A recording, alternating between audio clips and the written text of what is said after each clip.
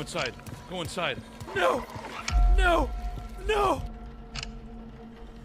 Ah! Oh! Go, go, go, go, go, go, go, go. Go, go, go, go, go. Oh, God! Ah! Oh, my God. Oh! Oh!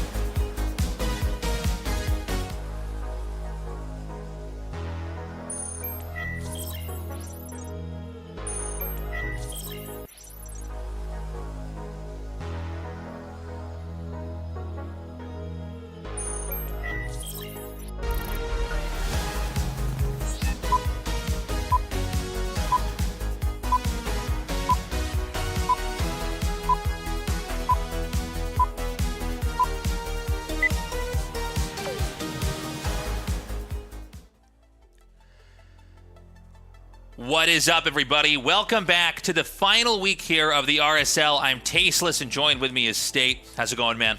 Feeling pretty good, dude. Excited for today. We are getting close to the end here of RSL Season 2. We got 2 best of 5s ahead of you right now as we're getting closer and closer to finishing off that losers bracket, deciding who's going to be making it all the way to the finals. It's been a crazy season so far. We only have one Zerg left in the tournament, which is really unheard of in a StarCraft 2 tournament. But here we are. Right now, Protoss have been looking extremely strong. We're going to start the evening off with Morrow versus Raynor, and then we're going to go on to Trigger versus Cure. This should be a pretty crazy, I think, one of the longer nights. A lot of drama here. You know, Morrow, Raynor, it's hard to, want one to win over the other. But I think if you're a fan of Zerg, you're really going to want to see Raynor go here. Otherwise, it's just going to be 2 races left here for the tournament. Yeah, would love to see some more Zerg representation. Of course, already a Protoss player guaranteed to be in the grand finals with Zound and Classic up in that winners bracket. And for Morrow, Raynor, Kieran, and Trigger, they are 4 great players, but 2 of them are going home after today, as these are all elimination matches in the lower bracket. As you can see, our schedule is the same as it was the last 2 weeks. We're going to be on Thursday, Friday, Saturday, and Sunday.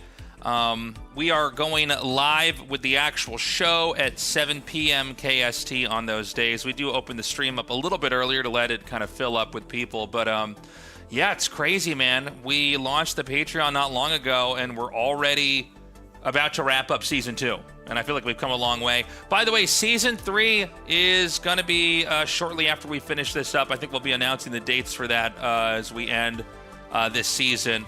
So we'll have that for you. We also have the offline finals coming up here. This is going to be in December. We're still securing the venue, but it's going to be a 15 million won prize pool. The players will be there live. The fans will be there live. We'll be there live. It's going to be super cool. We're going to be selling tickets online.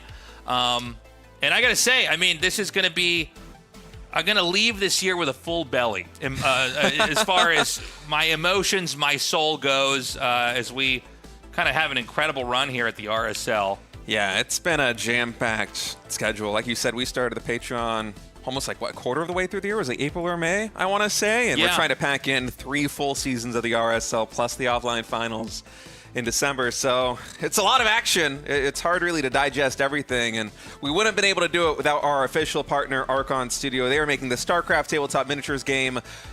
Pre-orders go available, I think, later this year, right? At the very end of this year, the pre-orders are going to be up. They don't have the exact date just yet, but their products look amazing.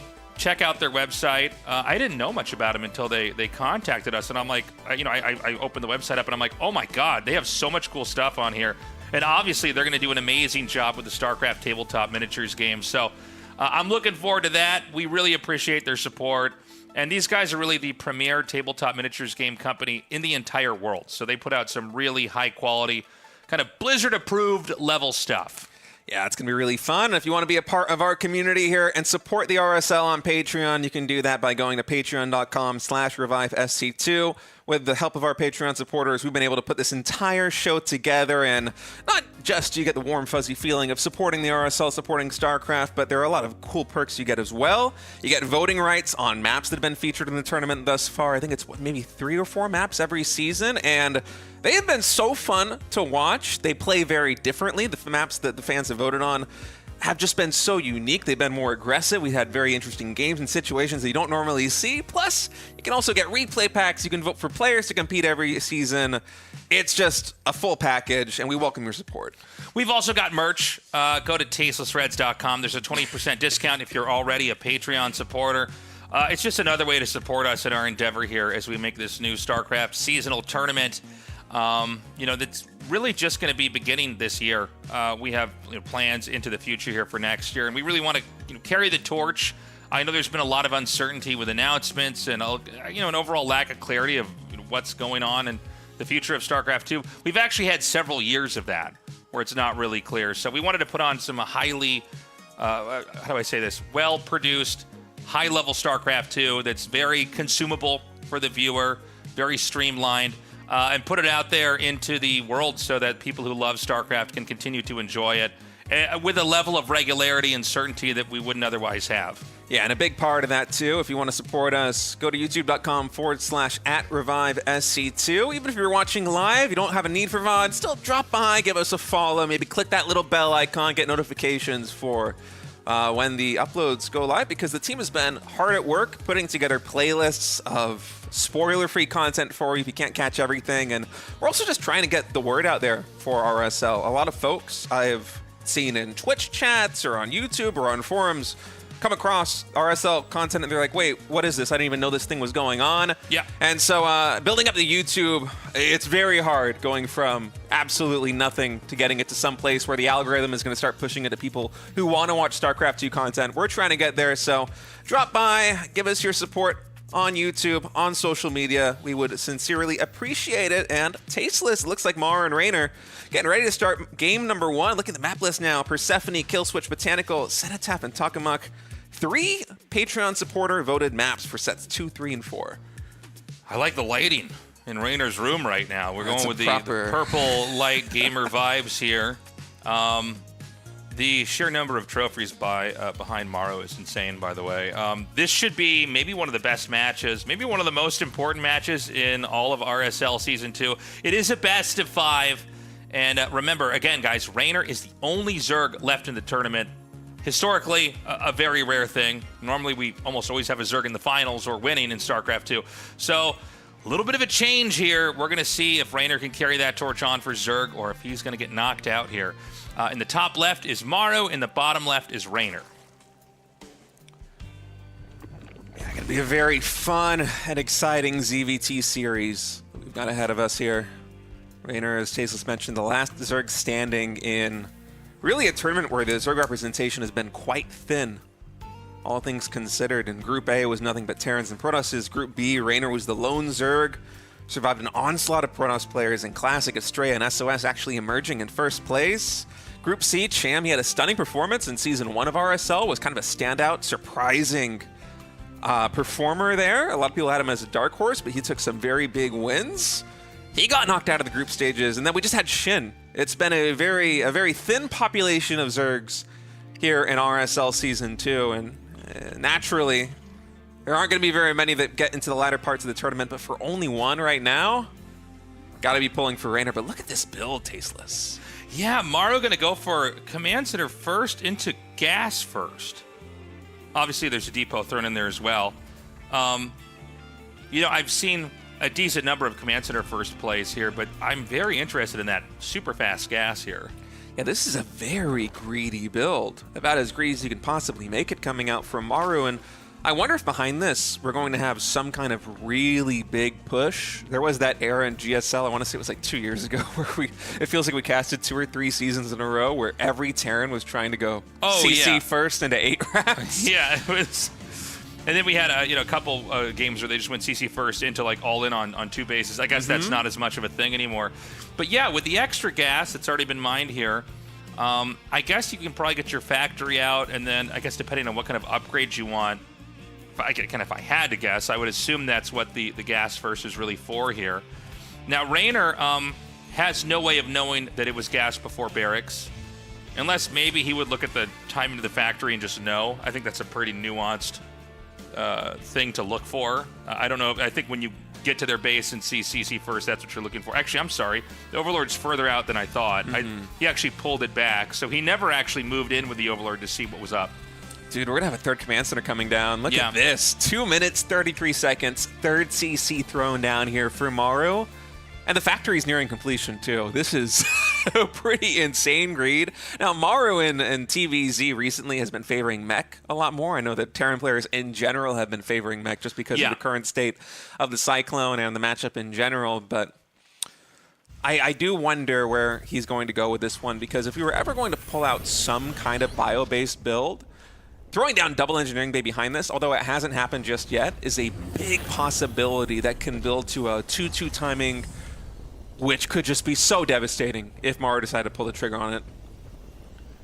Yeah, I wonder how Raynor's going to fare here. I feel like this is really good right now for Maru.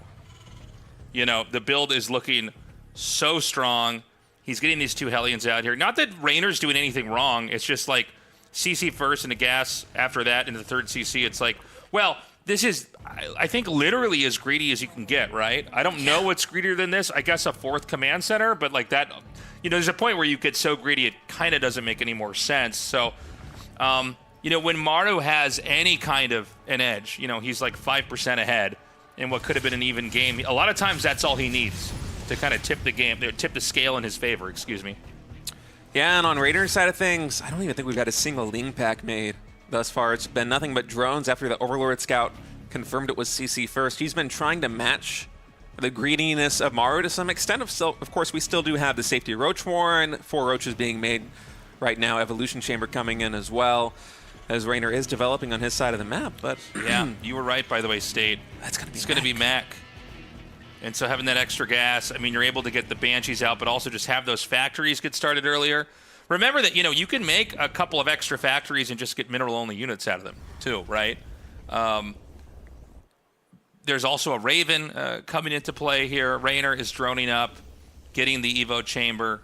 And this is one of these games that can feel a little bit slow, but these usually make for the craziest games as things pick up. The Hellions are going to come in here, and, Raynor doesn't really have a good spot to hide these drones, so there's going to be, I actually thought there was going to be 7 killed, but it's only going to be 5. But I'll tell you what, that's worth it. A couple more going down, and I don't know where. A Banshee actually did some damage there. Oh, yeah, in the main base. So he did get 7 kills after all, just not with the Hellions. +1 Carapace now coming in for Raynor. So the command center was landed pretty quickly at the third base. We see a lot of games. I mean, obviously there are many different ways to get to 3 command centers quickly, but a lot of times we see the command center kind of tucked in and just cranking out SCVs and landing mules, but he's just putting it right out there. Yeah. The Overseer also scouted the tech here, so you're in a mech game now as Raynor. And I think it's very good recognition for Maru to throw down that third command center on the low ground and just immediately start saturating the minerals, because with those Hellions, you can see that Raynor is trying to go tit for tat in terms of matching the greed there of Maru. Raynor's got up to 60+ drones very quickly, is getting double upgrades. He's been very lax in terms of unit production. A couple of safety Roaches, but besides that, not too much. Even the Infestation Pit coming down here before 6 minutes, so likely going to be a relatively fast hive. And Maru, because he's going into this battle mech style, which balloons in terms of mass a lot faster than, say, if Maru was investing into siege tanks, he is going to have the presence on the map with the Hellions, with the Banshees, and soon with upgraded Cyclones to safely secure this third CC. I wouldn't even be surprised if Maru in a couple of moments threw down the 4th command center in the main base, or even on site somewhere, because his presence on the map with this battle mech composition is going to be so strong. Yeah, and with the battle mech comp, you can kite kind of like you would with a bio comp, right? Oh, hold on a sec. He's going to just run in here with these Hellions.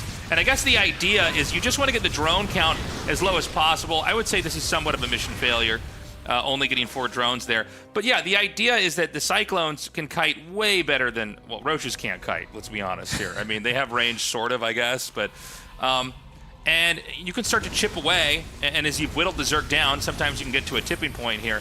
And, I'm used to seeing these kind of Cyclone kiting techniques. I kind of am intrigued by the Raven and the Banshee here with this. It's an interesting addition. Yeah, the Raven, I mean, you're usually scanning when you do these kind of pushes. Actually, hold that thought, as a big fungal growth is going to come in. Armor Shredding Missile does connect here on the Roaches, but with good target fire, Raynor is able to take down 2, maybe even 3 Cyclones right there on the front line, even getting a 4th at least. So some very good micro coming out of Raynor right now. It's not easy to get damage done on a battle mech army with just pure speed Roaches like that, but the fungal was so clutch. The starter step micro forward with the Roaches was superb, and that's a big win for Raynor, because you want to slow down the momentum building behind Maru as much as possible. He has a 4th command center done on site and a 5th CC already started. Yeah. Raynor really needs to get some plays going on his side of the map, and that's a great start. Yeah, I think the attack out was a little bit poor from Maru, but, he's growing so fast, it might not matter. I mean, the 4th base, we're here at 8 minutes, just a little bit past 8 minutes, and, he's looking really, really big. Maru is, staying even with Raynor in supply, but remember that, right now, Raynor's got mostly Roaches, and those don't scale anywhere near as well. And so, sometimes you can look at a Zerg supply, and it can be a little bit deceptive. Great fungals, though. This is the second perfect fungal here from Raynor that we've seen in this game, where he does just an incredible exchanger, and he's going to do it again. And, You know, I gotta say, Maru's mech execution is looking a little bit poor. Yeah, maybe a little bit of overconfidence right now from Maru with these pushes, but also just major props to Raynor. 6 more Infestors underway, by the way. I guess if it ain't broke, don't fix it. He's just going to go double down on those Infestors, especially with Neural Parasite coming in. As the battle mech numbers start to thin out, that can get increasingly effective. And look at this, another just brilliant fungal. And I must say, I love the addition of just like a dozen lings. It's not a significant amount. You don't really want to overinvest into them against the Hellions, but it is just enough that if he's able to land the fungal, the lings can get the full surround and just confirm the kill on every single unit that gets fungaled. Occasionally, if you don't have that ling count, some of those units, the battle mech units, will be able to slip away, but Raynor, he's been so cost efficient against an army composition that is incredibly difficult to be cost efficient against. So it's really been Raynor just absorbing attacks and, frankly, winning the exchange every time. But Raynor hasn't had his moment in the sun. Like, he hasn't had a chance to really come out and show what he's got. The way this game is organized, I don't know that he's going to have it just yet, but he is about to hit a max out point. He is getting Vipers. I think it's going to be his turn pretty soon to try to move out here and hit these locations. Raynor's ahead in a base. Sorry, by a base, I mean. But, I mean, Raynor's looking really scary. He's starting... Oh, my God. He's going to start to mind control, to neural parasite these Cyclones. And, you know, I'm getting worried here for Maru. He doesn't seem to have that kind of spike in damage like mass tanks, as an example, or something that can kind of obliterate everything. And you look at how many Infestors Raynor has. All he has to do is get a couple more fungals, and eventually he's going to be able to move all the way across the map and attack in here. Yeah, and the Battlecruiser edition here for Maru is also quite interesting because, in theory, having air units such as Banshees and BCs can be very good against an opponent building Infestors like this because they do allow you to have that air presence to deny the fungal to snipe the Infestors out, but that is a lot of Infestors, Tasteless. And with Neural Parasite for Maru, there are some benefits to going into BCs, but it's also a little bit scary because that Neural Parasite can change the dynamic of a fight in such a hurry.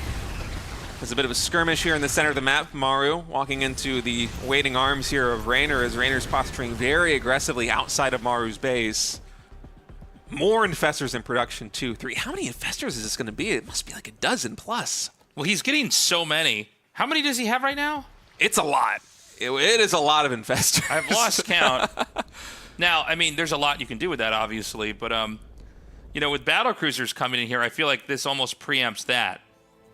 Right? I mean, the Infestors can knurl that. Yeah, it's tricky. I think with Maru, with the BCs, you just kind of want to hit him where the Infestors aren't. Maybe some Yamato cannons on the far distances can connect. Oh, even getting the Raven. Okay, I don't know what happened there, but somehow the Raven was able to escape the clutches of the Neural Parasite. That was insane. Okay, so just look at the banks right now. It's 3.4K and 1.2K here for Raynor. Maru, I mean, he's about to max out, but he does not have the kind of pockets, deep pockets here that Raynor has. And we haven't seen Raynor commit across the map. I think part of that is just because the Cyclone kiting is so abusive. Yeah, this is honestly really incredible play coming in from Raynor. Maru, for all of his greed, was just steamrolling into the mid-game with this incredible economy, but Raynor just with fight after fight has been so cost-efficient against this battle mech composition as he's running down the Cyclones and the Hellions a little bit here. Another armor-shredding missile is going to connect on the Roaches and Ravagers, but sequestering that army over here on the right side means the missile's not going to make too much of an impact, and now the BC tech is revealed. 54 more leagues are in production, so a little bit of a tech switch up for Raynor, recognizing that the Hellion count here for Maru is quite thin. And again, do not forget about that dynamic of these BCs versus Neural Parasite. That can change things very quickly. I wonder actually how many Ravagers we have. All right, it's only 4. So the actual anti-air here for Raynor is quite thin. We have seen this in the past where the BCs, if they go into the main base the way that Maru is kind of posturing to do so right now, even if the Neural Parasites come in, BCs don't kill BCs very fast, right, Tasteless? So it takes quite a bit of time. If there isn't a follow-up comp from Raynor to actually clean those things up like Corruptors or maybe Ravager Bile, it could still be tricky, but everything is looking so good for Raynor right now. That bank up to, what, 7K resources? Incredible stuff. You know, this is looking a lot like one of those old Mario games where he would win this by taking his half of the map a little bit later than his opponent. And then just basically the Zerg is mining out. Now, this is a very different situation because it's battle mech into now a huge amount of battle cruisers. But I guess the point I'm trying to make is that Raynor's like filling up his side of the map. The big play from Raynor is going to be winning a fight and dumping the resources back into another army to then try to flip the game into his favor. The Ravager count has grown immensely here at Tasteless, and that will give a punch here for Raynor. Imagine, say, he is able to neural parasite a bunch of these BCs. He might be able to just stack them on one spot and drop a massive file that's going to connect with every single one. I think a play like that one is probably going to be one of the winning moves here for Raynor. If he can make it happen, okay. Wow, that hatchery barely survived, Yeah. and the BCs also barely escaped. Well, I mean, if you're going to do that, you'd have to know what the number is of shots from a battlecruiser to kill that, right? I mean, it's so niche. I don't even know. Apparently, Mario doesn't even know. I guess he doesn't know that. But yeah, you look at that and you go, well, that's exactly not the right number. Maybe he thought he'd get some extra shots off before the army came over there. But like, that was Mario's big play. It didn't do anything. I guess the number is 8 and not 7. Yeah. Everybody knows that. It's 8, of course. Maybe even 9. I didn't see how down it was. Okay, so he's going to come up here. And he does, where those Cyclones actually get the damage. Goes through the little speed booster to get away. So the income for Raynor now is quite a bit lower, but at the same time, his bank is so big, I don't even think he cares. He's triple expanding right now, re-expanding to the bottom right, and then taking this base on the left side and also in the right center. Adding in some Corruptors as well. It is a bit of a hiccup in the economy here for Zerg, but with this kind of bank, it's really only the gas income that you're feeling the burn on.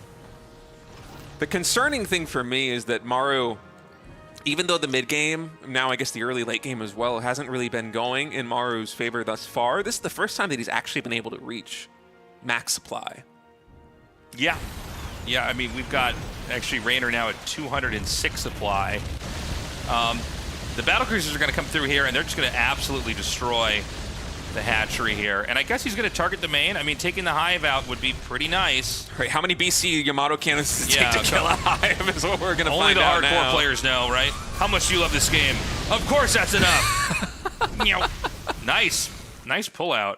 I love these moves coming in from Maru. They are so cool. I'm not sure if he got the hatchery kill on the right side too, but you know, he has so many orbital commands. He can basically scan ad nauseum here versus the Zerg player, right? And Raynor, with his army composition, needs the Infestors to have an answer for the BCs. Like, Neural Parasite coupled with the Biles, coupled with Corruptors, is the answer to the BCs. The Ravagers alone don't do it.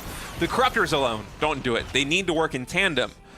And so Maru, when he goes for these plays, like sending the BCs into the bottom left side, he can just scan, see where the Infestors are. As long as they're far enough away, he can take the engagement, he can snipe the hive, he can move back away. And he can also check in on the rest of the army and move in for snipes on bases as well, as that's going to be the kind of key here for Raynor to actually just push in.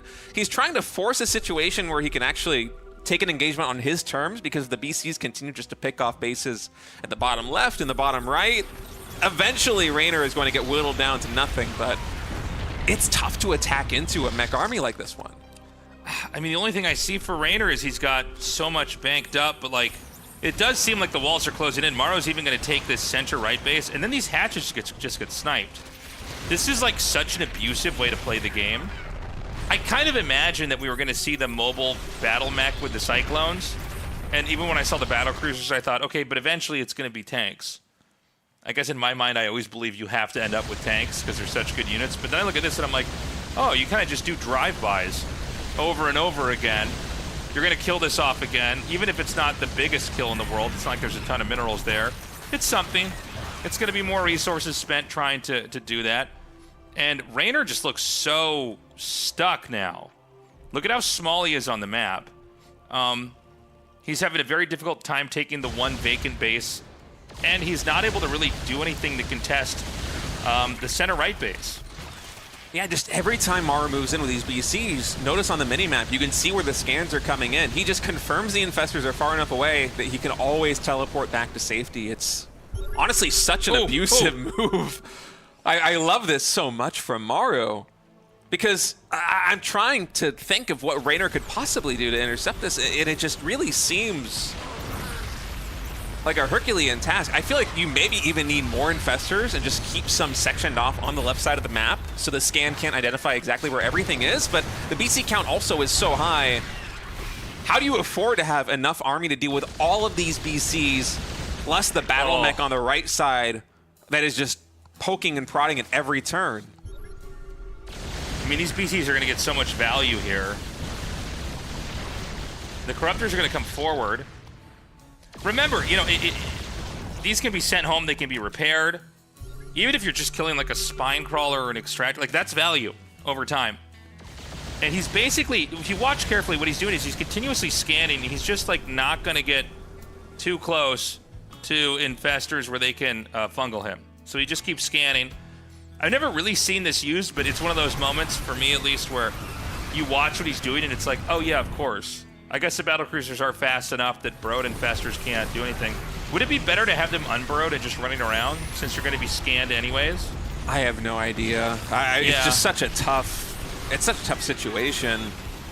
Little skirmishes like this keep going Rainer's way, with the battle mech just getting intercepted by fungals, by neural parasites. These trades over the course of this game have been very cost efficient here for Rainer, but the BCs over the past 5 minutes or so have just been completely devastating. The entire main base is forfeit. The lair now in the natural expansion is potentially going down. The spire is going to fall. Some infestors do pop, but just non-stop scans. He knows that any army that comes to intercept this has to come through this choke point at the natural expansion, and he just makes sure that he is far enough away. Ooh. The moment that Rainer closes the distance, he teleports back to safety. 9 BC hit squad. I don't know really what Rainer can do to deal with this, except have like 5 more infestors and just keep them burrowed in the bottom, like in the bottom left side of the map, and never rejoin the main force with them, because Maru's scans have been so good at just finding where the army composition is, even catching the infestors like this one out. Nice crisis management by Rainer with the neural parasite to mitigate the damage, but that gas bank for Rainer has slowly but steadily gotten depleted.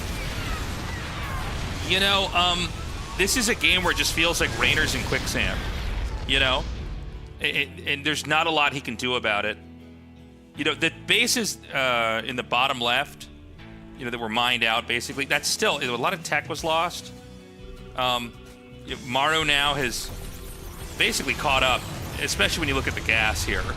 Because, you know, a lot of these are Hellions and Cyclones. They're not that gas intensive, right? So you're fine to trade that out for anything that costs gas, like a Ravager is an example up here. There's another push to the left of this, and he's going to do the same thing. He's just going to kill this hatchery. Look at this. Look at this. I cannot even imagine how frustrating this is to play against. I mean, this is... And, you know, it as you watch it, it makes perfect sense, right? It's like, yeah, that's going to be hard to stop. That's tough to deal with. He scans. He sees the infestors again. He'll just scan again.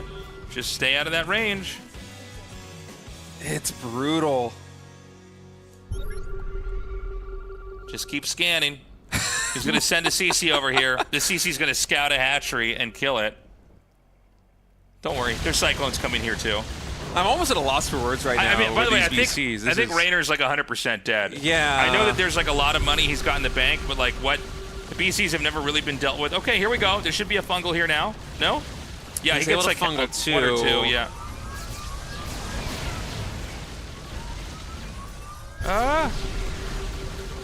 This is such a funny interaction. I mean, a couple of the BCs do go down. That was one of the biggest wins that Rainer's gotten. But Maru with so much money in the bank, so much gas left in the tank. The early and mid game from Rainer was so solid. Can we have the player cam for Rainer up? I want to see is that possible to see that?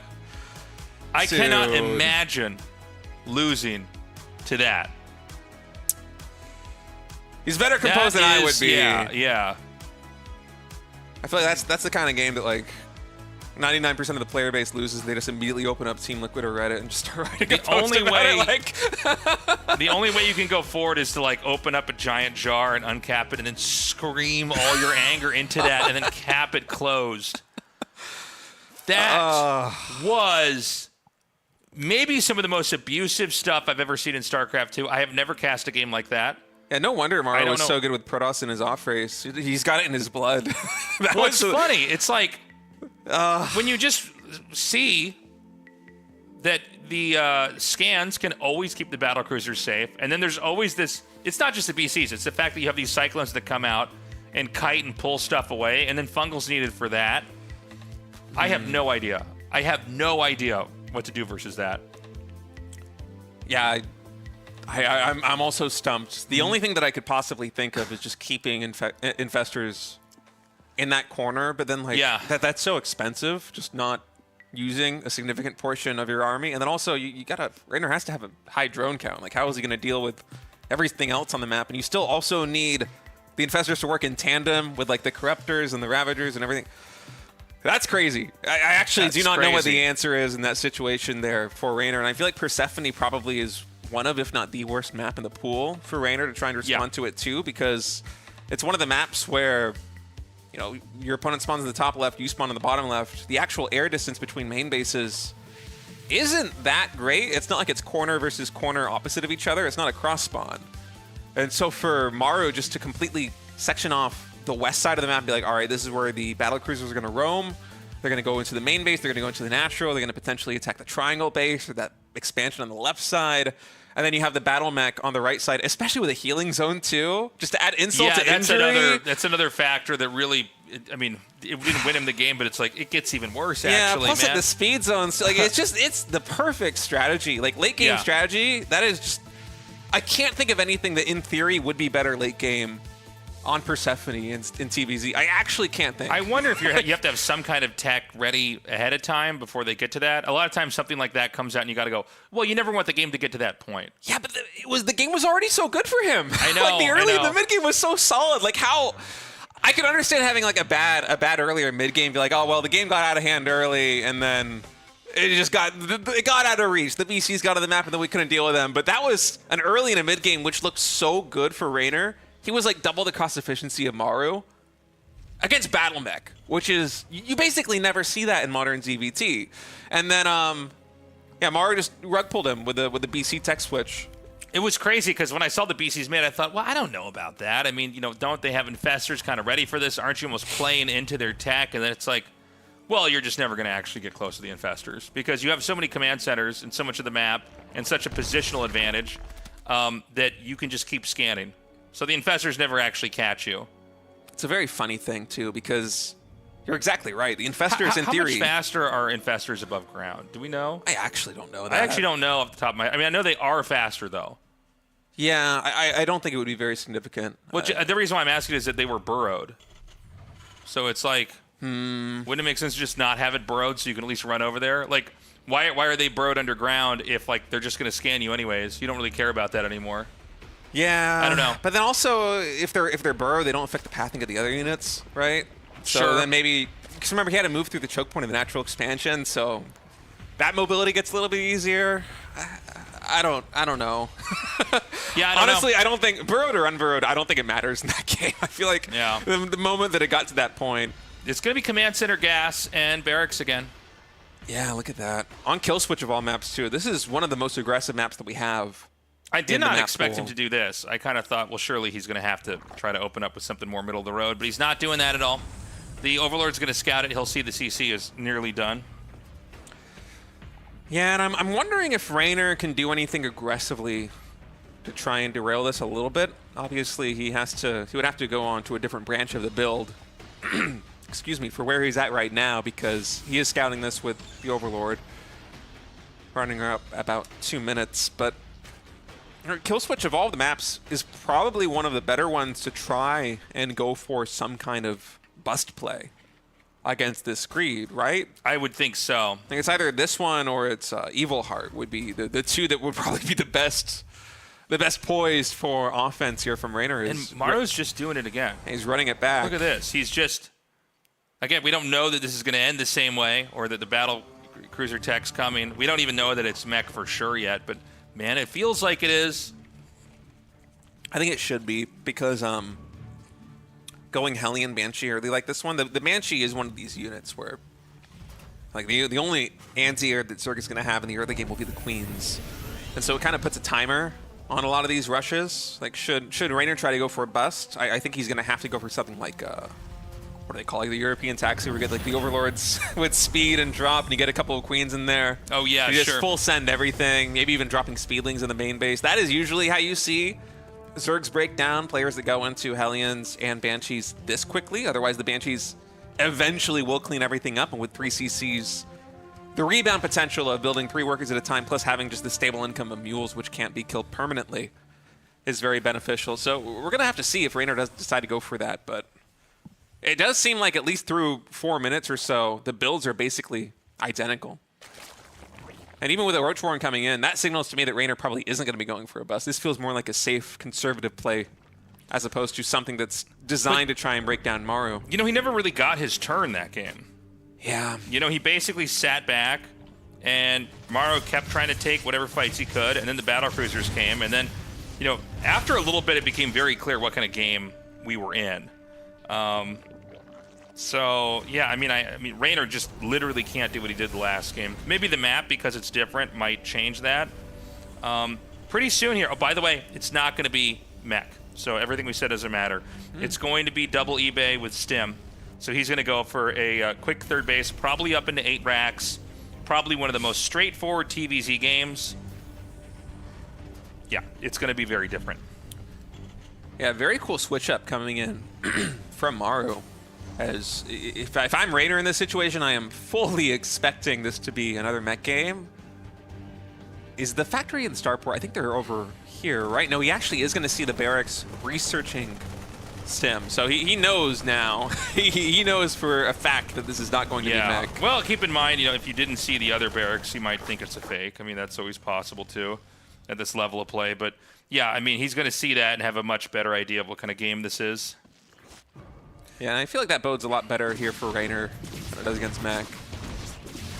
It's just an easier composition to play against.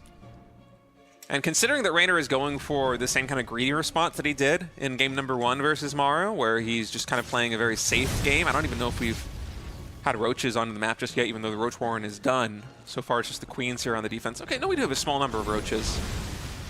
I was going to say, it's probably going to be, or we do have the potential for it to be, the really fast Ultralisk play that we have seen deployed a couple of times. This doesn't really work that well into mech, but against bio, it can do exceptionally well.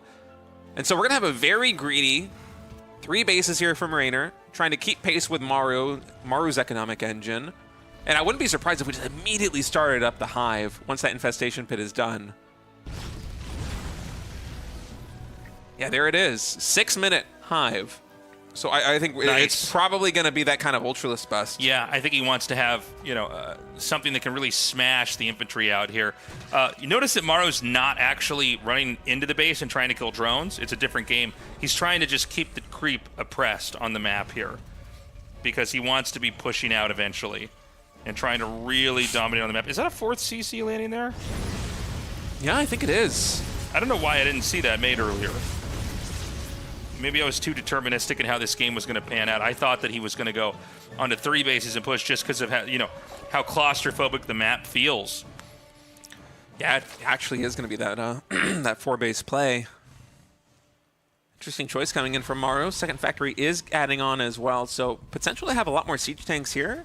You know, it might make sense on a small map like this one just to read the situation and be like, you know, here being Maru, Raynor is probably going to try and be aggressive against you, right? Because Raynor just needs to have an army fast enough to deal with a push should it come, because Killswitch is so aggressively positioned. Like the 3rd and the 4th base distance is so short across map. You have a couple of slowing zones in the very center, but besides that, there isn't too much distance. So for Maru here, if he goes, say, like double factory siege tank coupled with all of these barracks and the fast upgrades, and just says, okay, Raynor, you have to go for this army composition in case I attack you. I'm just going to play defensive with double factory siege tank and make you attack me. That could be a really good way of just weathering the storm of the initial wave of ultras, which is usually the game ender when you go for this play as Zerg. Can't quite drop over there. The Spores have that set up where there's no way to really get in and also get back out. Yeah, he's going to go for this exhaust play. More and more command centers coming down here. You're right. He's just going to have so many tanks set up here and be close to the Zerg. And, you know, it's funny. The Zerg have to, like, expand up and down, which is not normal, you know, for a map. You're kind of, your mid-game bases are sort of facing each other in the middle here. Gets a cancel on that. Actually, I think he might have, no, he did get a cancel, excuse me. Killed all the Marines for that, so. Yeah, I mean, Raynor should have an opportunity to really come out here swinging. But I think if he fails to do that, Maro's going to be going for that kind of run the clock play. You know, let them mine out their side of the map. And keep in mind, Maro's basically the best at this in the whole world with Terran. Nobody's even really a close second. Yeah, Maru is going to be going for that exhaust play. And for Raynor, he's nearing max supply right now. Ultras are on the field. I feel like this is going to be his window to get aggressive. Ideally, before Maru finally does reach that max supply. And luckily for Raynor, I think it is just going to be one factory siege tank. The extra factory is coming in. I think we have 2 more. Will, in fact, be 4 Widow Mines with drilling claws. So it won't be a high number of siege tanks, which I was thinking maybe Maru would use to try and get some bonus damage done onto the Ultralisks. Instead, it's going to be a little bit of a mix here. And that might mean that Maru is just going to try and slowly take over the center of the map. I didn't even consider this. The Widow Mines are going to pair incredibly well with these slow zones right in the center. Oh, dude, yeah, of course. Like, he can just basically control the middle and use that as a staging ground to attack either the base in the top right or the bottom right. Why did I never think of that before? I mean, it's a unique map. We never see this kind of thing, right? Yeah, you're right. Widow Mines are going to be really OP in these slow zones here. Dude, Maro's really bringing it here today. Okay, he's going to attack it now. This is big. We're going to see these slow zones. It's going to be very tough to get on top of these mines in time. The fungals are great. And it seems like there's enough for Zerg, I think, to keep pushing forward. The problem is that there are these tanks staggered so far back. Oh my god, that one Ultra is going to get away. Ultra's going to survive, but that was a really cost-efficient trade there for Maru. Yeah. Raynor wasn't even able to fully unseat him from the center of the map right there. It was funny because he like started to win the fight, and I looked down. I'm like, oh, Raynor's lower in supply. So as you know, as good as the initial few hits in looked, actually there's a decent amount here behind this for Terran. So Terran's going to just refill that position. Look at the minimap for a second, guys. The very top is all filled up. I see Ling's headed up there now to try to attack that. We'll see what's actually up there to defend. But this is looking like a really, really stressful position here for Raynor. Yeah, Widow Mine's being produced 4 at a time right now. And Raynor is going into a much more Ling-heavy composition. I think that makes sense, especially with Baneling speed now finishing. Notably, it was not there for that earlier fight. Baneling could be one of these comps that Raynor runs and just pushes all of his resources into to try and bust down that center of the map. But against this many Widow Mines, especially coupled with the defensive siege tanks, with the slow zones, and even just the architecture of the map here, it's going to be a tall order trying to take this down. Maru has been doing such a good job of planning his builds for the maps in these first 2 games of this best of 5. It's really something to behold. It's like a perfect spread of Widow Mines here in the center. I'm getting really worried for Raynor here. This just looks, between the fact that, you know, look, the Lings at the top are going to be good. That's going to slow this down, but like, you know, it's just a couple of units and he can probably reclaim this. At the same time, you know, I mean, the pressure here in the middle is looking so bad. This may come down to also how the bases in the top right and the bottom left are going to look here as well. Maru just finished another command center at the top left side with that orbital to have a planetary on the front line. He's been so greedy early game with the orbitals, but now he's adding in these planetaries. It makes a lot of sense. And even adding an additional command center, how many CCs is this now? I'm looking at the minimap trying to count them. We definitely have 2 additional ones in the main base. This might be double-digit CCs. And sometimes when you see Terran players go for a play like this one, they'll just kind of sacrifice a significant number of SCVs because they rely more on mules for the income, and that allows them to have a higher army supply. Maru doesn't care, man. He's happy to fight with just 80 armies or 120 army supply, keep 80 workers, and just trade out. And these trades have been so efficient. Even gets the hatchery there. I think Raynor's put up a better fight here, but the numbers aren't looking good. They're even on bases. Well, I guess that's not true now because a hatchery was sniped, but you know what I'm saying. Zerg needs more than this, and I never really appreciated a turtle play from Terran and how much you can exploit these narrow areas and kind of just come in there and take your fights, and then like a moment like this, you go, I don't like this fight. I'm going to run back into the Widow Mines here, and I'm going to have this whole jungle of traps if you try to push any further. And look at this. This hatch is going to go down, and I think the hatch below it is going to go down here. Yeah, a lot of bases getting sniped. Big Broodlord switch is coming in here for Raynor. 5 Broodlords in total, coupled with those Infestors. And whenever you see the Broodlords come out, you got to remember that now the game slows down as far as counterplay stuff from the Zerg, right? Like, Terran could probably now expand to the bottom left here, too. Yeah, but I think on Killswitch, this might actually benefit the Broodlords a little bit, because it is a straight shot going from Raynor's side of the map through the center into Maru's side of the map, and maybe Broods are the way that you deal with all the Widow Mines here in these slow zones. You could see Maru, he's already basically retreated, now building Vikings 7 at a time. I didn't even realize we had so many additional starports come in here for Maru. 7 Vikings at a time. There is a timer here for Raynor on this push, because the Ancient just really isn't there for Zerg right now. Yeah, he's going to try to do this counterattack. And honestly, I mean, it's looking really good. Yeah. There's kind of no turning back from this point on here. We have the Vikings coming out. How many Corruptors are there? Just a very small number. Yeah. I think what we see on the screen is basically what we get. Well, there might be enough Corruptors to actually fight this. Oh, man, these SCVs need to repair this planetary. A lot of action happening right now. Vikings are finally able to shoo away these Broodlords, almost enough to one-shot the Broods. Oh my god, he loses that. Luckily, he has 3 backup command centers over there. Dude, Raynor's turning it around a little bit, but this is such a difficult choke point to attack into, especially with the barracks and the factory here on the low ground. The problem is the Broodlings, Broodlords, I think they're all gone, right? I see Broodlings coming out of something, but you know, now it's oh yeah, sorry, there's 3 over there on the right. I don't know why I couldn't see that earlier. The problem is that, you know, Maru's kind of forcing his way through this. The slow zones make for a pretty painful punish, especially with the Viking shots.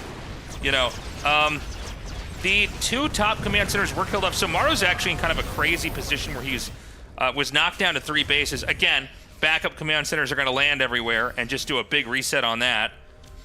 But, you know, that Broodlord tech isn't there anymore. So it's going to be back to the Marauders and Marines and Medevacs, but this is insanely close here. Yeah, and Maru, the army that he's got right now is much more potent than the one that he had a few minutes ago, too, because his worker count, because Raynor got all the economic damage done on the top left side of the map, we're now going to be pushing about 140 army supply here for Maru, as opposed to like the 120 or less that it was before when his SCV count was significantly higher, and it doesn't even hinder the economy here of Terran all that much because of the additional orbital commands that we have, not just in the main base, but also in the natural, at the 4th, at the 5th.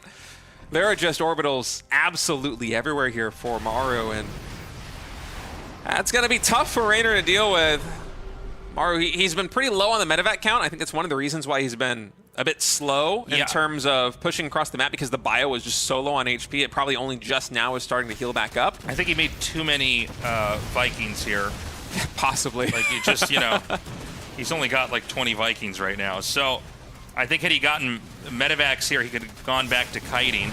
He's going to switch into Liberators, which is interesting. Yeah, Liberators with Liberator range. I'm not sure how many Widow Mines we have on the field right now for Maru. We do see 2 on the screen right now, but in total, I think the number has thinned out quite significantly. Paired with the Liberators, it could be tough for Raynor to deal with, especially now that Maru has air superiority with this just massive, massive Viking count. Okay, a huge attack comes in here. There's so many Banelings. He's going to have to spread really, really well, and I don't even know if that's going to be enough. The CC goes down. Maru might not have enough to hang on here. A couple more Lings and a couple more Ultras. The Vikings in the air can't really do much right now. Those Vikings are going to have to land like a Legacy of the Void cinematic yeah, right. to try to take on these Ultras. Maru, I think you hit the nail on the head. He might have overreacted there to the Broodlords. All of the Vikings are going to land. Now, 16 Vikings should do some good damage on the Ultras. Actually, not as much as you might think. One of them will go down. But Raynor, just with a tech switch, going from the Broodlord tech back into heavy ground, has actually been able to break through on Amaru. Amaru, who is looking so incredibly strong just a couple of minutes ago. I think that he just didn't remax on the right units. GG. Wow. Raynor takes game number 2. What a series we've got so far.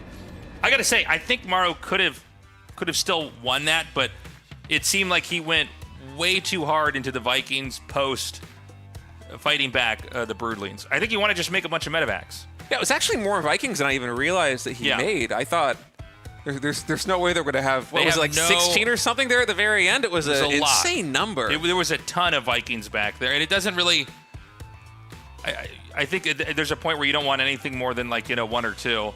I think medevacs, liberators would have been fine. Or even just more bio there on the ground. Sure, well, anything but Vikings. That's the one unit you don't need there. Raynor navigated the tech switches so well over the course of that game. Like the very fast ultra rush, it stabilized him in the mid game. He was able to get a little bit of economic damage done with it. And then Maru, it felt like he was really starting to claw his way back. He set up the Widow Mines in the center. He had the siege tanks defensively back at home.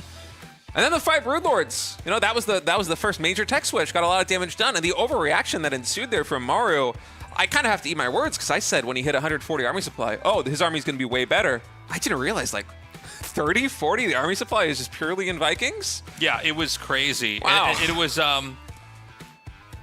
was one of the best Broodlord tech switches I've ever seen. And so low commitment too, right? Just enough brews to deal with all the Widow Mines, to push the issue, to be able to breach the center of the map and go into Maru's side. 5 broods in total, and then a full tech switch back into the ground. Very well played there by Raynor. Guys, consider signing up for the Patreon. Go to at ReviveSC2 on Patreon or patreon.com/ReviveSC2. We want to carry the torch forward here for StarCraft 2 and have regular tournaments throughout the year. We're doing the season 1 that's online, but we do have an offline one, which we'll be announcing the exact dates for and selling tickets for soon. So any tier you can give, and if you don't have any money, that's okay. We get it. Sometimes people fall on hard times. Just follow the Patreon account. You can get updated on, when the matches are uploaded, any news. So, that's just another thing you can do for us. We're going to go to a short break. When we come back, we're going to continue on here with this best of 5 with Maru versus the only Zerg left in the RSL, Raynor.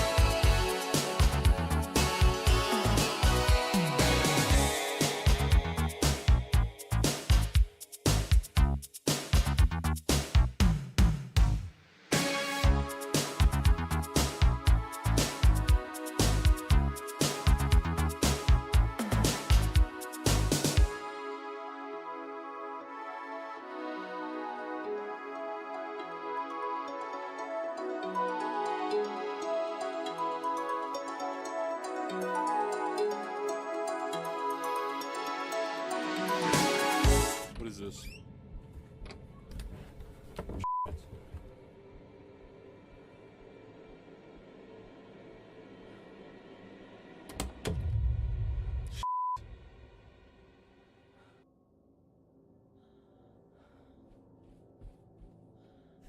Oh my god, he's hiding and waiting in there?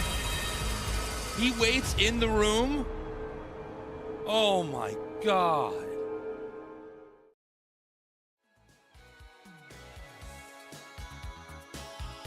Scary stuff, huh? That little ad there. Yeah, man, I need my blanket. Make sure you get a blanket to hide under when you get scared. That'll be next month. I'll be doing a scary game marathon on my stream, on my regular streaming hours, 1:30 p.m. to 6:30 p.m. KST. So hopefully you guys join me for that if you have time. We're tied up 1-1 right now. And first of all, that win from Raynor was insane. That was really impressive. But I think that Maru could have altered a few things in what he did there and still won that. So I'm still really worried for Raynor in this series.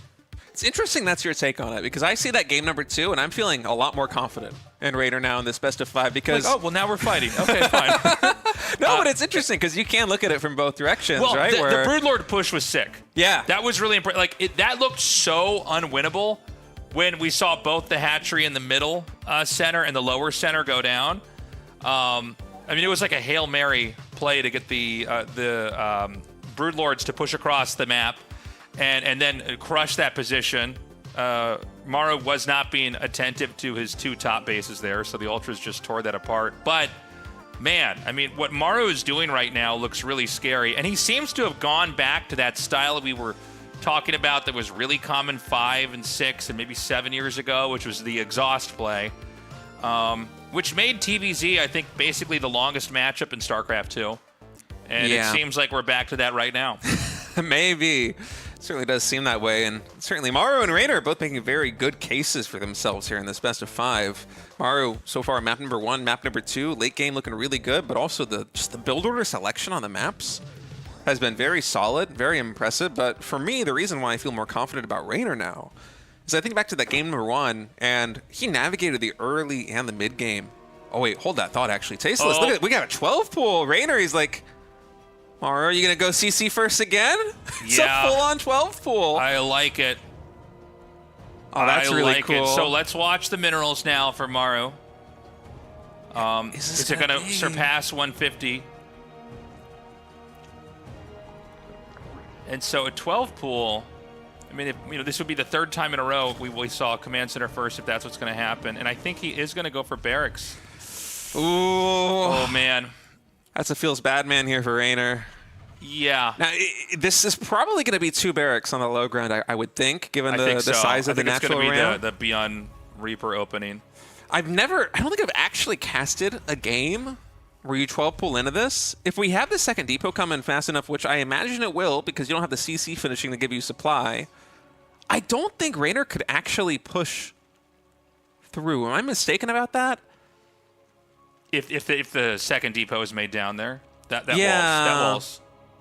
It's going to wall, but I don't think that Raynor can kill it in time to actually break into the main base. And 12 pool... No, I don't think so. No, I think this is really bad for Raynor. Yeah, he's making more lings as well. The Reaper gets started here for Maru. That supply depot critically beginning now, with lings about 1/3 of the way across the map. Now, we want to watch the Reaper too.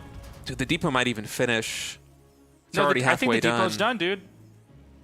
Oh, this is brutal here for Maru. No, it's over. Game 5. Let's go. Does Raynor even play this one out? Oh, wait, that's not a full wall. It's not a full wall. I think it might even need to be 1 tile up. That might be misplaced. Maru's actually laughing a little bit right now on camera. I think in theory that could be a full wall. Still, it's not an ideal situation for Raynor. Maru, he has very good control, especially with this Reaper, with the SCVs. 1 worker is going to fall. Raynor is beginning to drone once more. He's still only on 14 drones. He's been building nothing but lings thus far.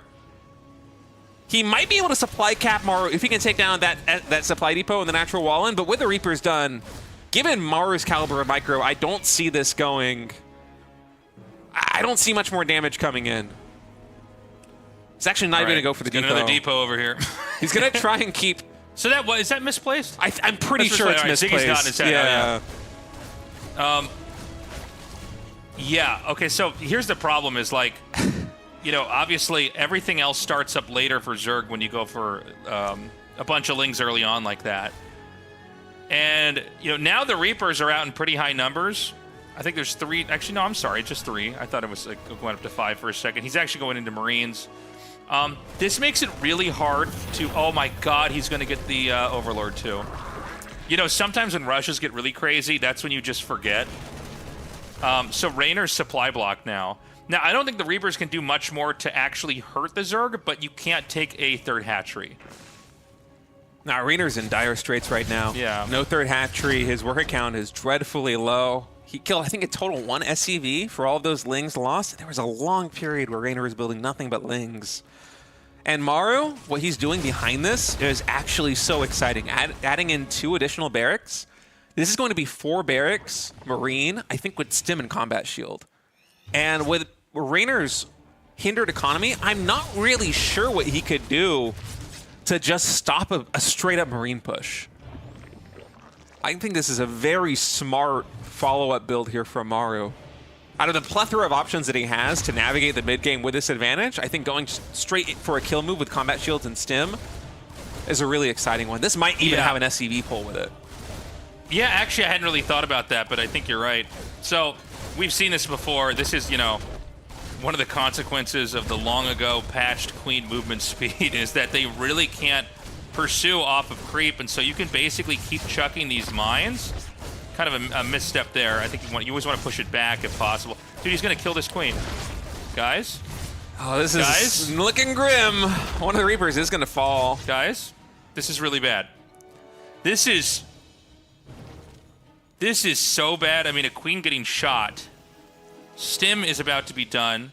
By the way, this is going to be one of these pushes where there's no medevacs.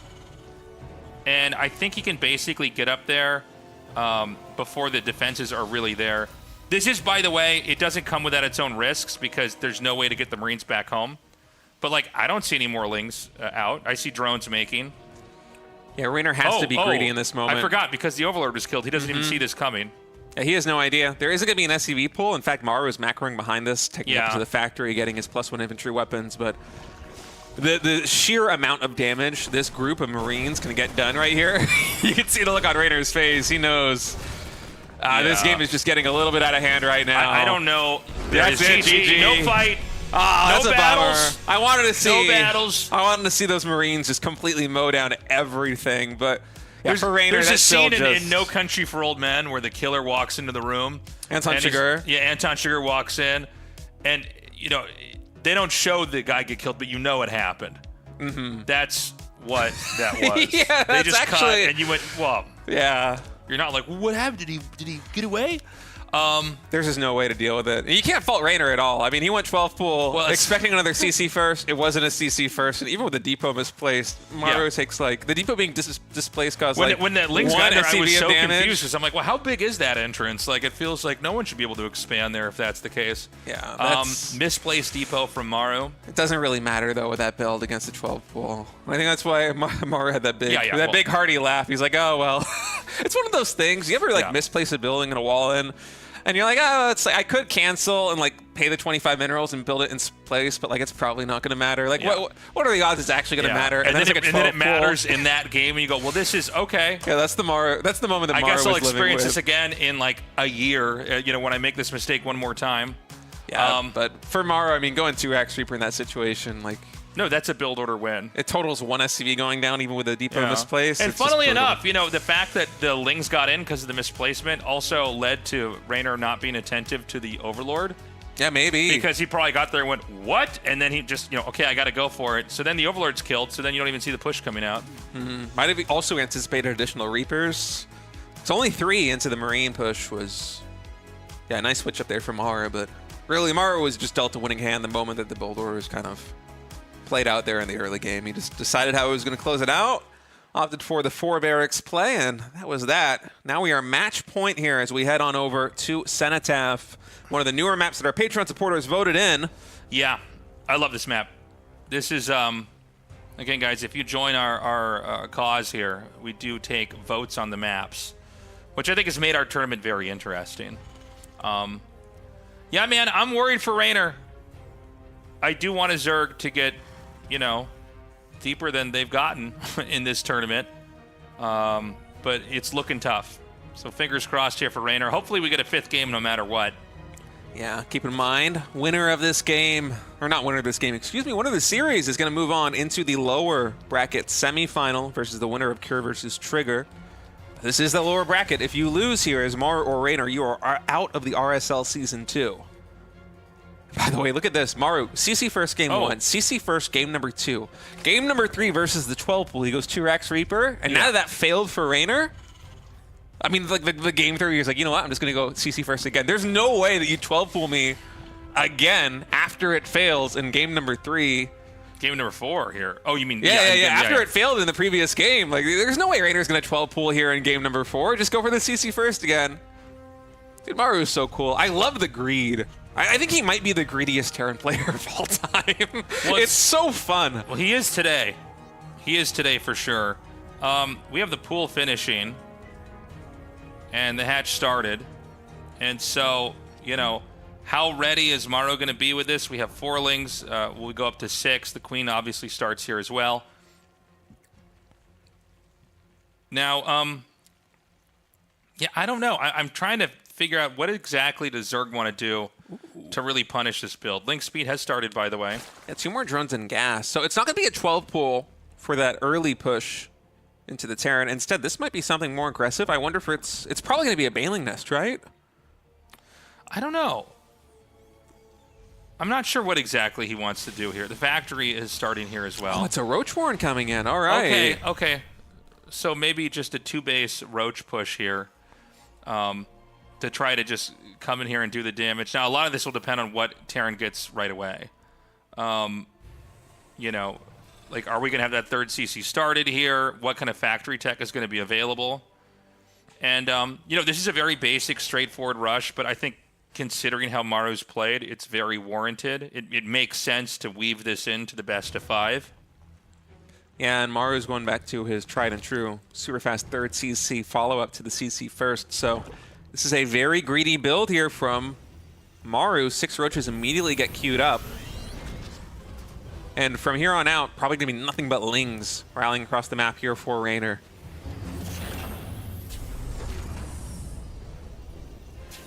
Okay, so it's going to be 2 Hellions here, which are not going to be that helpful versus Mass Roach. Usually with this build, you get a kind of squad of Roaches, and then you make Lings behind it. And the Roaches deal damage, and the Lings are basically there to tank. And I mean, right now, Terran does not look very safe. Dude, double engineering bay before starport as well. He's not even going to have the rabbit up the sleeve of the Banshee to try and put a timer on this. And so these Hellions are going to move cross map, and they are potentially going to run into the Roaches and the Lings. What is the path that Raynor is taking? Maru does see that this is a speed link, the invincible speed link. He's going to come back because the Lings are already in the natural expansion, and now the Roaches are revealed. And Maru, he has 1 barracks with no add-ons, 1 reactor at factory making Hellions, and double engineering bay upgrades coming in. How can you possibly survive this push here as Maru? I can't believe he was this greedy. I think the game just ends. I feel like it basically has to. I think it just, I mean, now this is different from the other No Country for Old Men scene. This is really more like we get to watch him talk to the guy in the cowboy hat for a while before he shoots him in the face. That's more what this is. GG. All right, game number 5. Maru getting rechecked a little bit here, and I like the switch up from Raynor. In game number 3, he went for the 12 pool, which it's going to be a CC first, but again, it's like basically any other standard opening that Maru does. Raynor is going to be in trouble, and that's what we saw with the 2Rax Reaper. But that was in game number 4 going into the Ravager push with Mass Speedling. I like that a lot because I feel like even if Maru were to play some kind of more like standard opening on the low ground with Reapers, he's still going to be super greedy behind it. That's just been his MO this entire series. It's funny, like, we have that commercial break, they digest the previous 2 games, and then we have these crazy explosive games. Is Raynor going to go for a rush again? I don't think Maru can be this greedy anymore. I mean, that was so insane. His base was wide open, double eBay, command center on low ground. It's a big wide berth to the entrance there, and, that's one of the most common rushes you can ask for, lings into a lot of roaches, into mass lings. I don't know. Tokamak.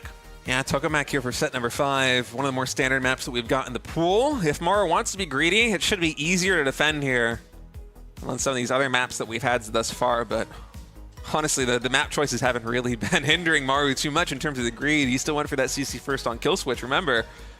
We'll see what he's going to do here in Tokamak as set number 5 is loading up. The winner of this series is going on to the lower bracket semifinal. The loser is out of the RSL.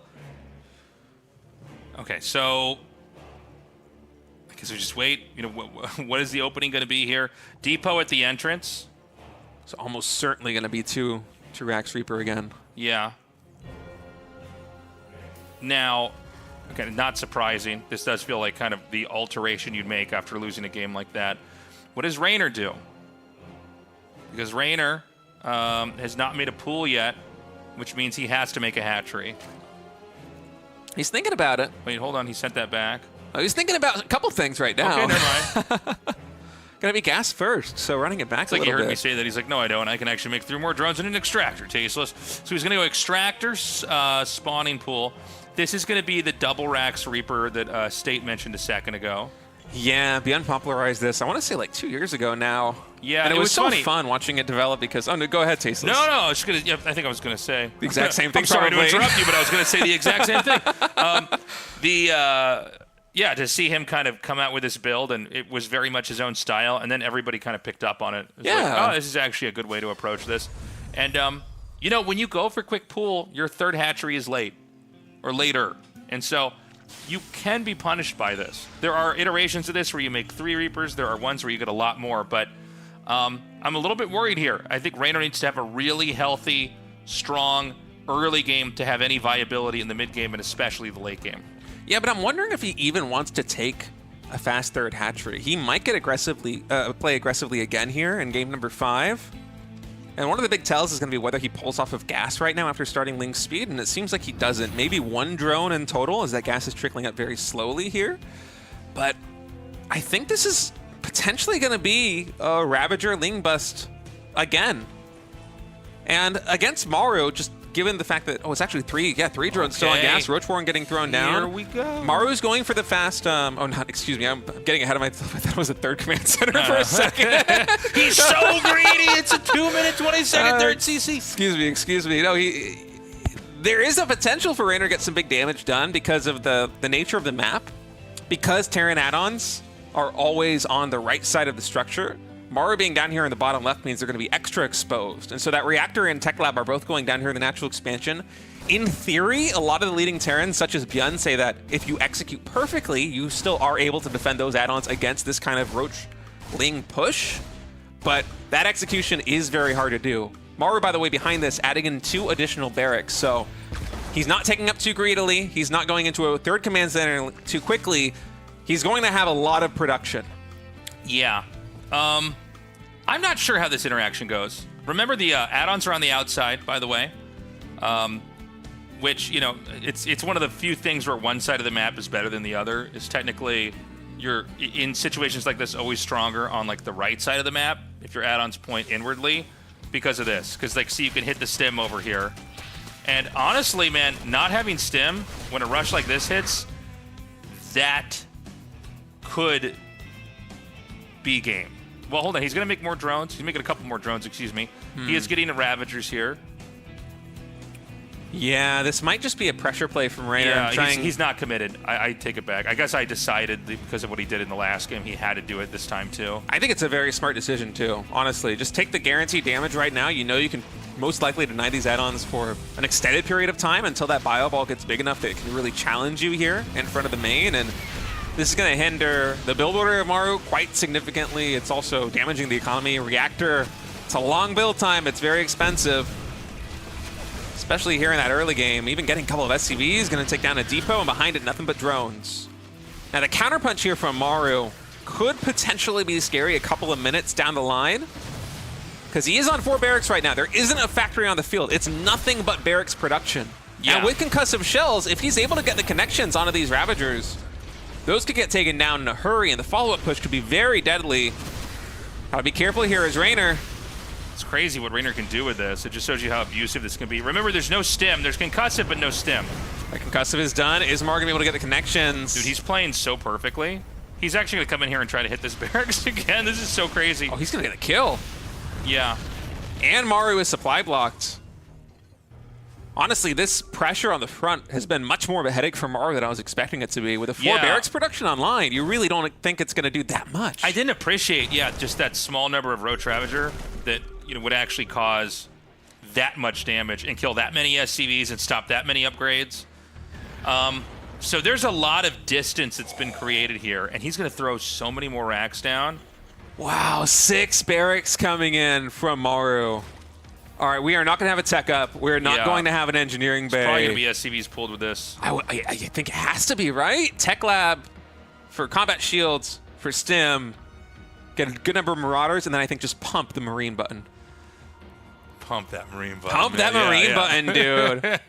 You got to hook up one of those foot pedals to your computer. That's use it right. as a hotkey. just you got to get a little down. DDR pad underneath your table and set all the arrows to M and just spam it out.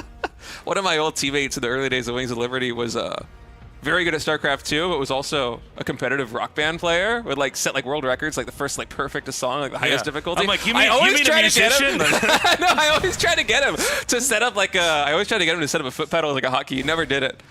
I would love to see it, but I would love to see that. So Stim's going to be done. That should be when you send everything. Are we gonna have the SCV pull? I'm putting everything on the line in this cast. Here we go. I knew it. If the SCV pull doesn't happen, the we viewers are would think fools. I'm smart.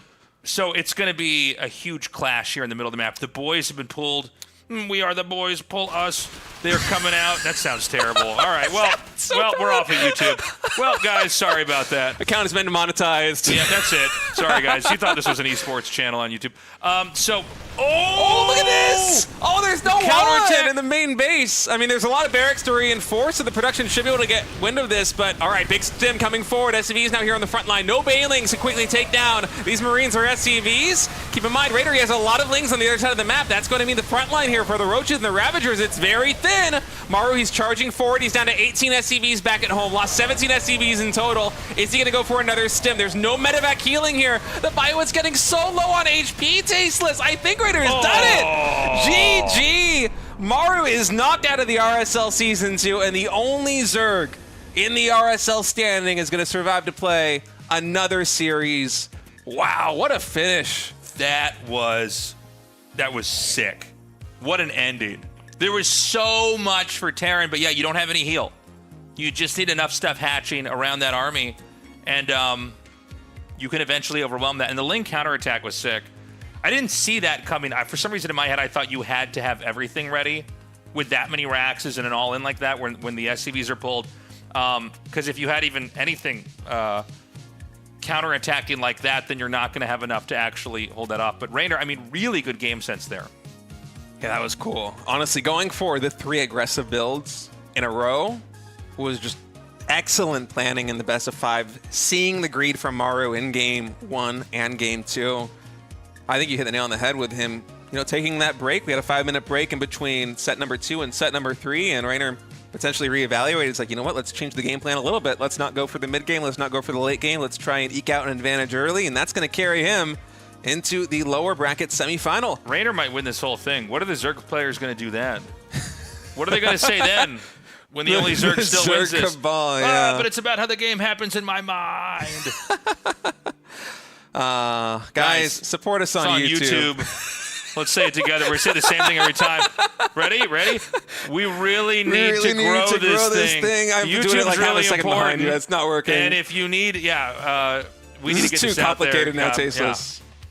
We got to get a script. My name's State. Sorry, I'm trying to just say what he says. It doesn't work if I'm just parroting you like a second later. But honestly, guys, if you could go to the YouTube and give us a couple likes, leave a comment, maybe support the channel. We would love to get subscribe. A little bit deeper into the algorithm. Bell. We haven't said that one. Turn on the notification bell. I said that, Tasteless. You weren't listening. No, I wasn't. Sorry. Just like our casting, State. We're going to go to a short break, guys. When we come back, we're going to return with Trigger versus Cure. We'll see you soon.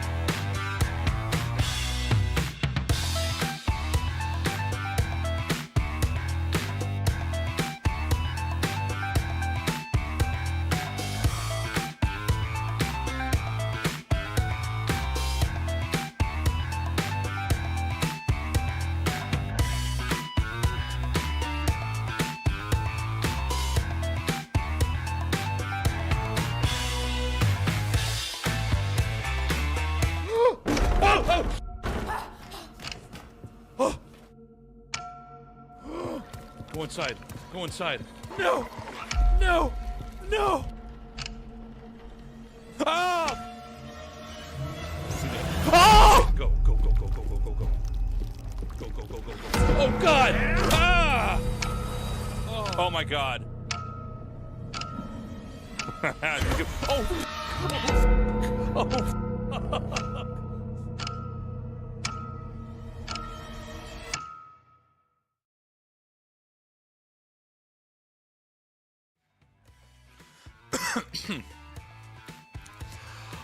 Hello, everybody. Welcome back. We are going to go to the second half of the bracket here. It's going to be a TVP here with Cure versus Trigger. Yeah, Cure versus Trigger. And you know what, Tasteless? Now that Maru's been eliminated from the RSL, Cure is the only Terran standing. Oh, yeah. Wait. We might have a Cure versus Raynor elimination match where one of the races is eliminated. Oh, that's right. Soon. I was for a second, I was like, no, because Raynor won. And then I'm like, oh, yeah. Yeah. Lost. Yeah, it's going to be really fun. I had spent so much time. You know what's funny? I had spent so much time thinking about the fact that we only had one Zerg left. I had not actually considered that. That's right. Yeah. Yeah.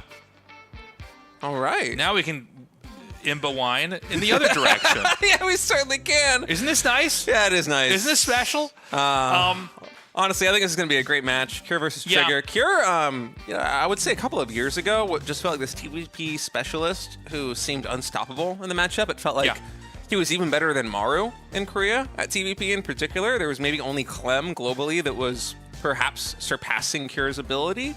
But as it is right now, I feel like, obviously the state of Terran and PBT, it is not what it once was. Protoss players have been a lot more successful with energy recharge, the hallucination scout coming in, the extra durability on the shield battery, energy recharge also for storms has led to more aggressive potential, better defensive potential. Protoss just all around much stronger in this matchup. Terran players around the world are struggling, but also Cure in particular, to me, compared to where he was a year or two ago in TVP, it feels like I almost have whiplash watching him play PvT now. You know, it feels like Cure, who I would favor against basically anybody in TVP heading into, current year. I see him versus a Trigger who just continuously looks stronger. Even before the patch, last year was looking stronger and stronger. And I'm wondering who actually is going to be able to come on top, because on paper, Trigger, probably a very big underdog, but I don't know, man. He's been playing really well recently. He's had a great run in the RSL thus far. He took down Byun 3-1 earlier on in the tournament. And for a Cure who might not be as good at TVP as he was in the past, this could be a hurdle. This is interesting. He's going to go out here with a proxy Rax. Or maybe this is an eBay block, actually. Hold on a second. I feel like it has to be a barracks, but from where it's going, it should be a barracks, right? Yeah. Yeah. But it's only one SCV? Probably a Reaper opening. Yeah. And I guess there is this little landing pad for a barracks over there. I hadn't really... Oh! You're kidding. You're kidding! Does that see it? Dude! Trigger's so smart. Trigger. Sometimes you see these new maps like this. Oh, he's pulling 3 probes. Is that going to get there in time? I think it might. The barracks is only halfway done. I think it does. It might depend on the RNG of the SCV. The SCV, you have to pray the SCV just goes to the outside. Oh, Cure is having a bad day. Okay, and he goes back in. Oh, it what's can up? Still hit it. What's it can up? still hit it. Oh, that sucks. That's so bad here for Cure. Oh, no.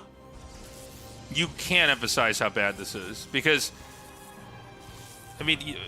first barracks denied. It wasn't even like it was spotted early in the attack where you can cancel and go, okay, whatever. I'm going to do something else now.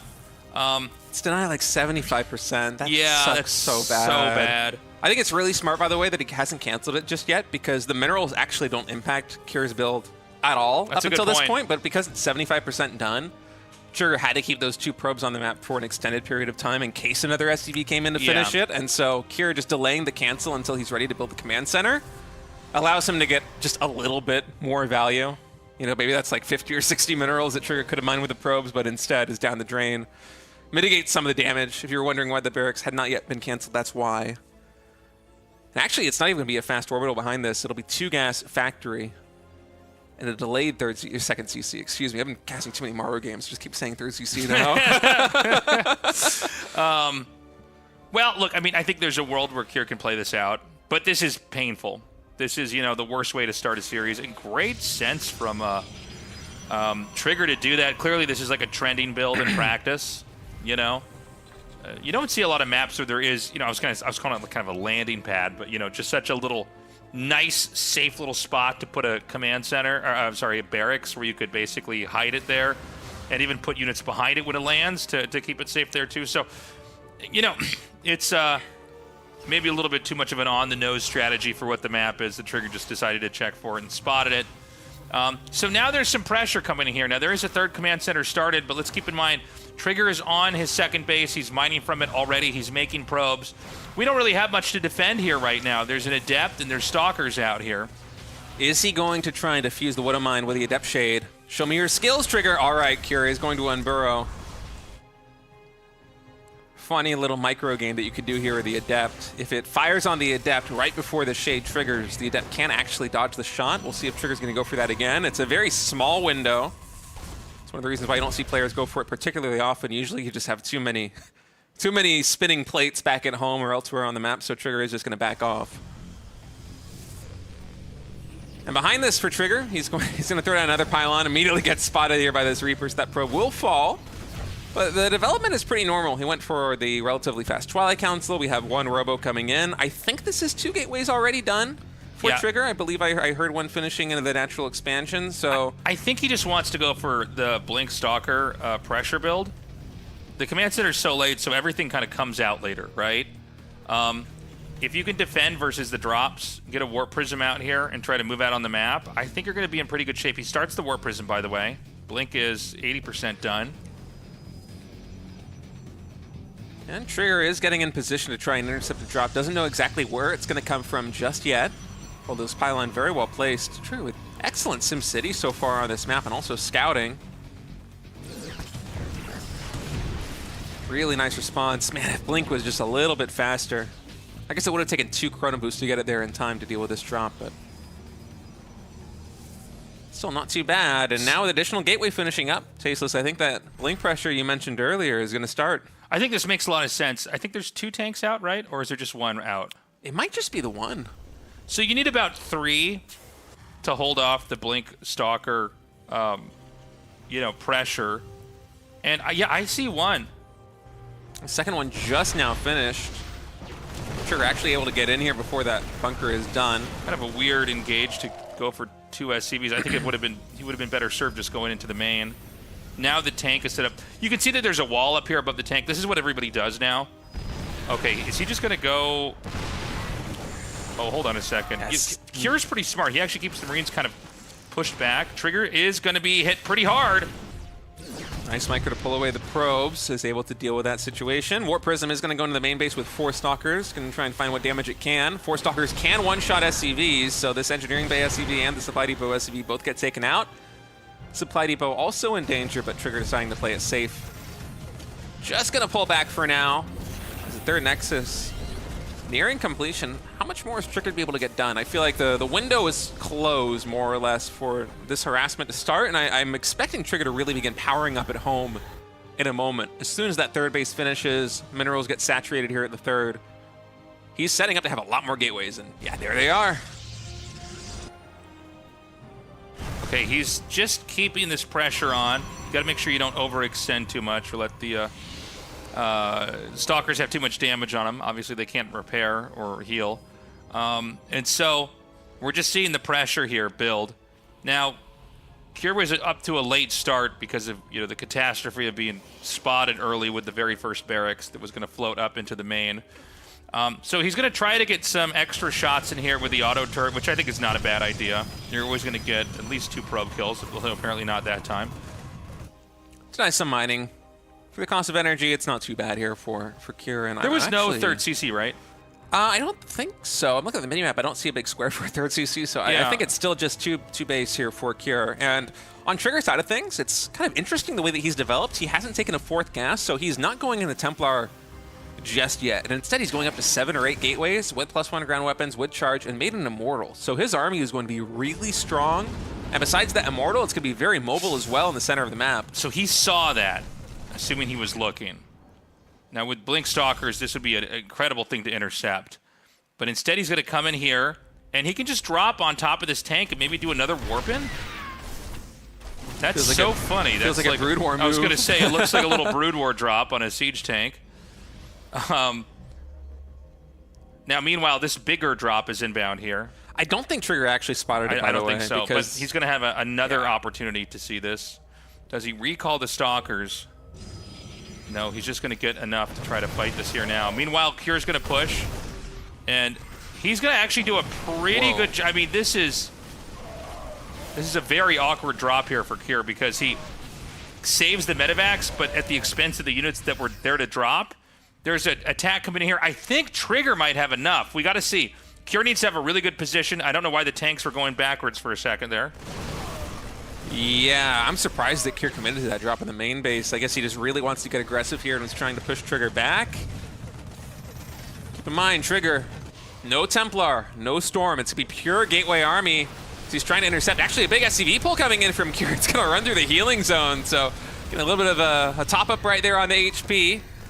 As Trigger's trying to move into this awkward position to intercept reinforcements. The one sentry able to take down, or stop, I should say, that push coming in with the force fields is so clutch. That's the entire SCV front line eliminated here for Cure.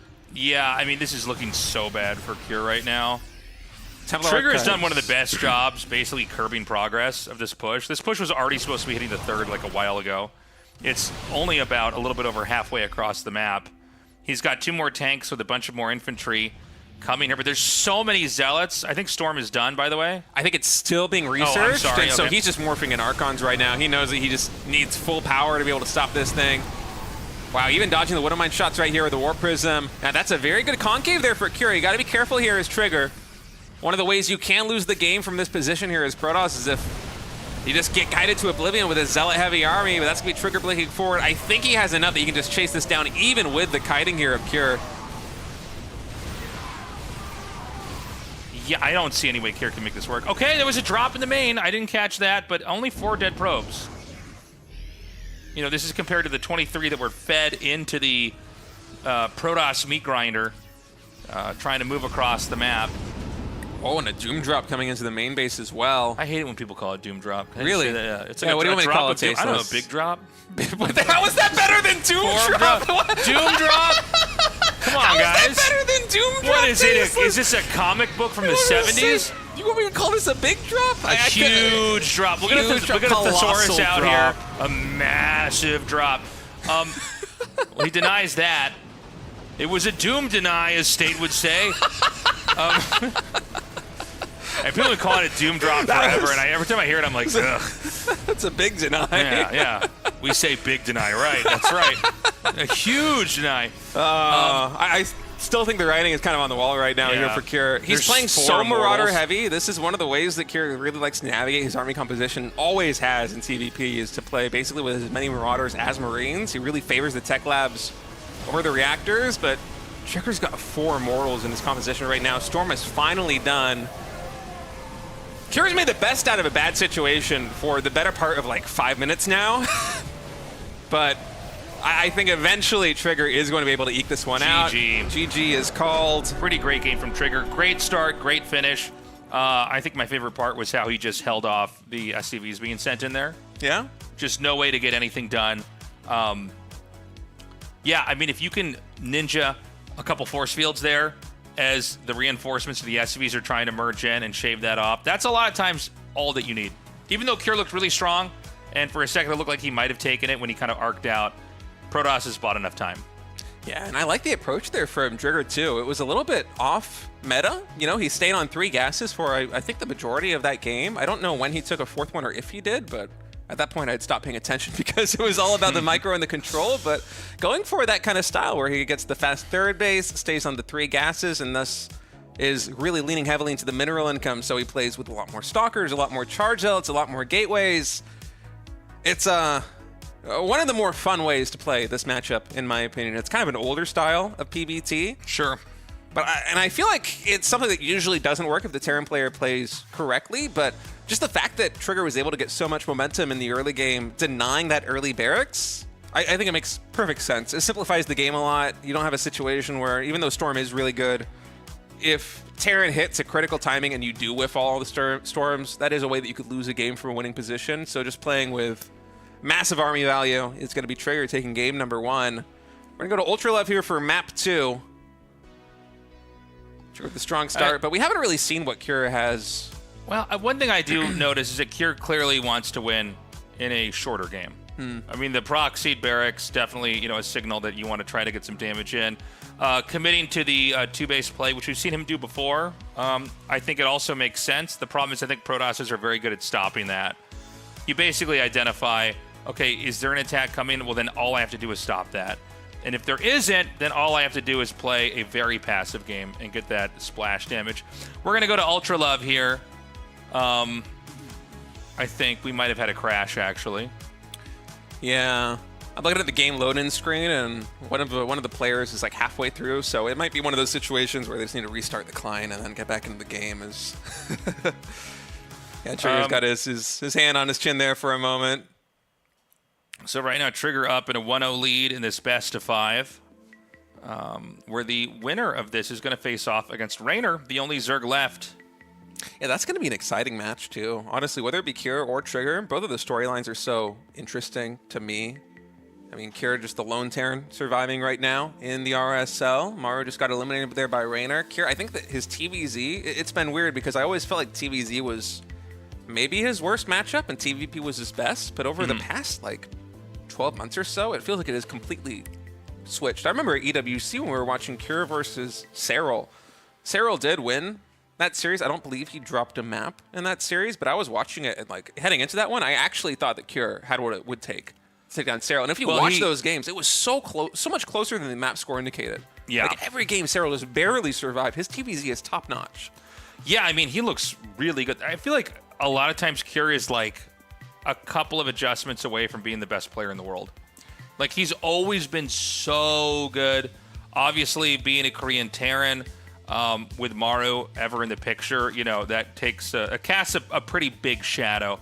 But yeah, I mean, he looks really, really strong. It does seem like TVP right now is a problem, not just for him, but for a lot of the Terrans out there. It seems like Protosses have really kind of figured out how to stabilize. For a long time, Protosses really had a hard time in the early game. Yeah, it's a tough thing to balance, isn't it? I remember when the patch notes came out and they removed... Well, they added energy recharge. They removed battery overcharge. A lot of people saw the patch notes, myself included, and were like, well, that probably isn't going to change very much. They made the shield battery a little more durable as a result. Energy recharge. It's kind of like you got Kadarian Amulet back, but in total, it's, 100 energy per minute if you're using it off cooldown all the time. So it's not that big of a deal. Although, of course, having it on hand is good. But then the actual result comes out, and it's like, well... If Protoss wants to, they can just make a sentry and scout everything with hallucination for free. They get 2 hallucinations. Sure. The second one comes in the moment the first one expires, and you can just get all of the intel. There's no more subterfuge from Terran that's possible should they decide to go for it in sentry. And then the Storm change with energy recharge actually was way more significant than I think people anticipated. Yeah. And it's very much flipped the matchup on its head. And yeah, it's a little bit painful, especially at the top level for some of these Terran players right now. Well, this happens in matchups, and we got to see will it be patched and fixed? Is it more about another approach to the game? I mean, I think your analysis was broken down pretty well, but it seems like it's tough, right, for the Terran to have any kind of curveball they can throw or surprise move, unless it's in the immediate, like a floating barracks in the main. Yeah, and honestly, we saw in that last game. For me, one of the most exciting aspects of TVP is the fact that Protoss, the scouting information actually is pretty limited in the early game, and you don't know what Terran is going to throw at you, because there was this whole era for the majority of StarCraft 2's history where Terran could do any variety of a Swiss Army knife build orders that each hone in on harassing you or culminate in an attack in a very specific way that requires a very specific response. And I love kind of the cat and mouse game of the Protoss player trying to figure it out and then defuse the plan before it's executed, or has to respond on the fly unprepared. And yeah, the energy recharge, although we don't see the sentry scout with hallucination quite as often as we did maybe a couple of months ago, that's one of the changes that I am the least a fan of. As a result, I really do enjoy the aggressive dynamics of PvT. And by the way, speaking of aggressive dynamics... Yeah, this is a super close probe. We're going to have a second proxied gateway or something? What is this? Yeah. I think it's like a Max Pax gate. Yeah. Is this the actual... it's been so long since the Max Packs build was like a thing that I actually forgot how to build, like how the Max Packs build works. For whatever reason, I thought it might have been the first gateway that's proxied, but I think you're right. No, it's the second gateway that's proxied, yeah. What a throwback.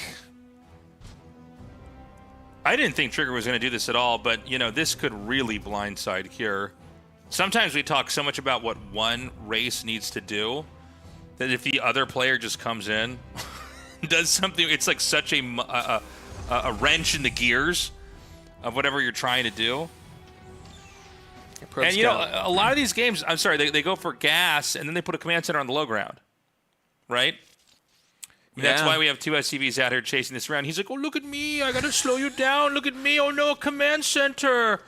He doesn't care. He's going to hit this, and this could be a forced cancel.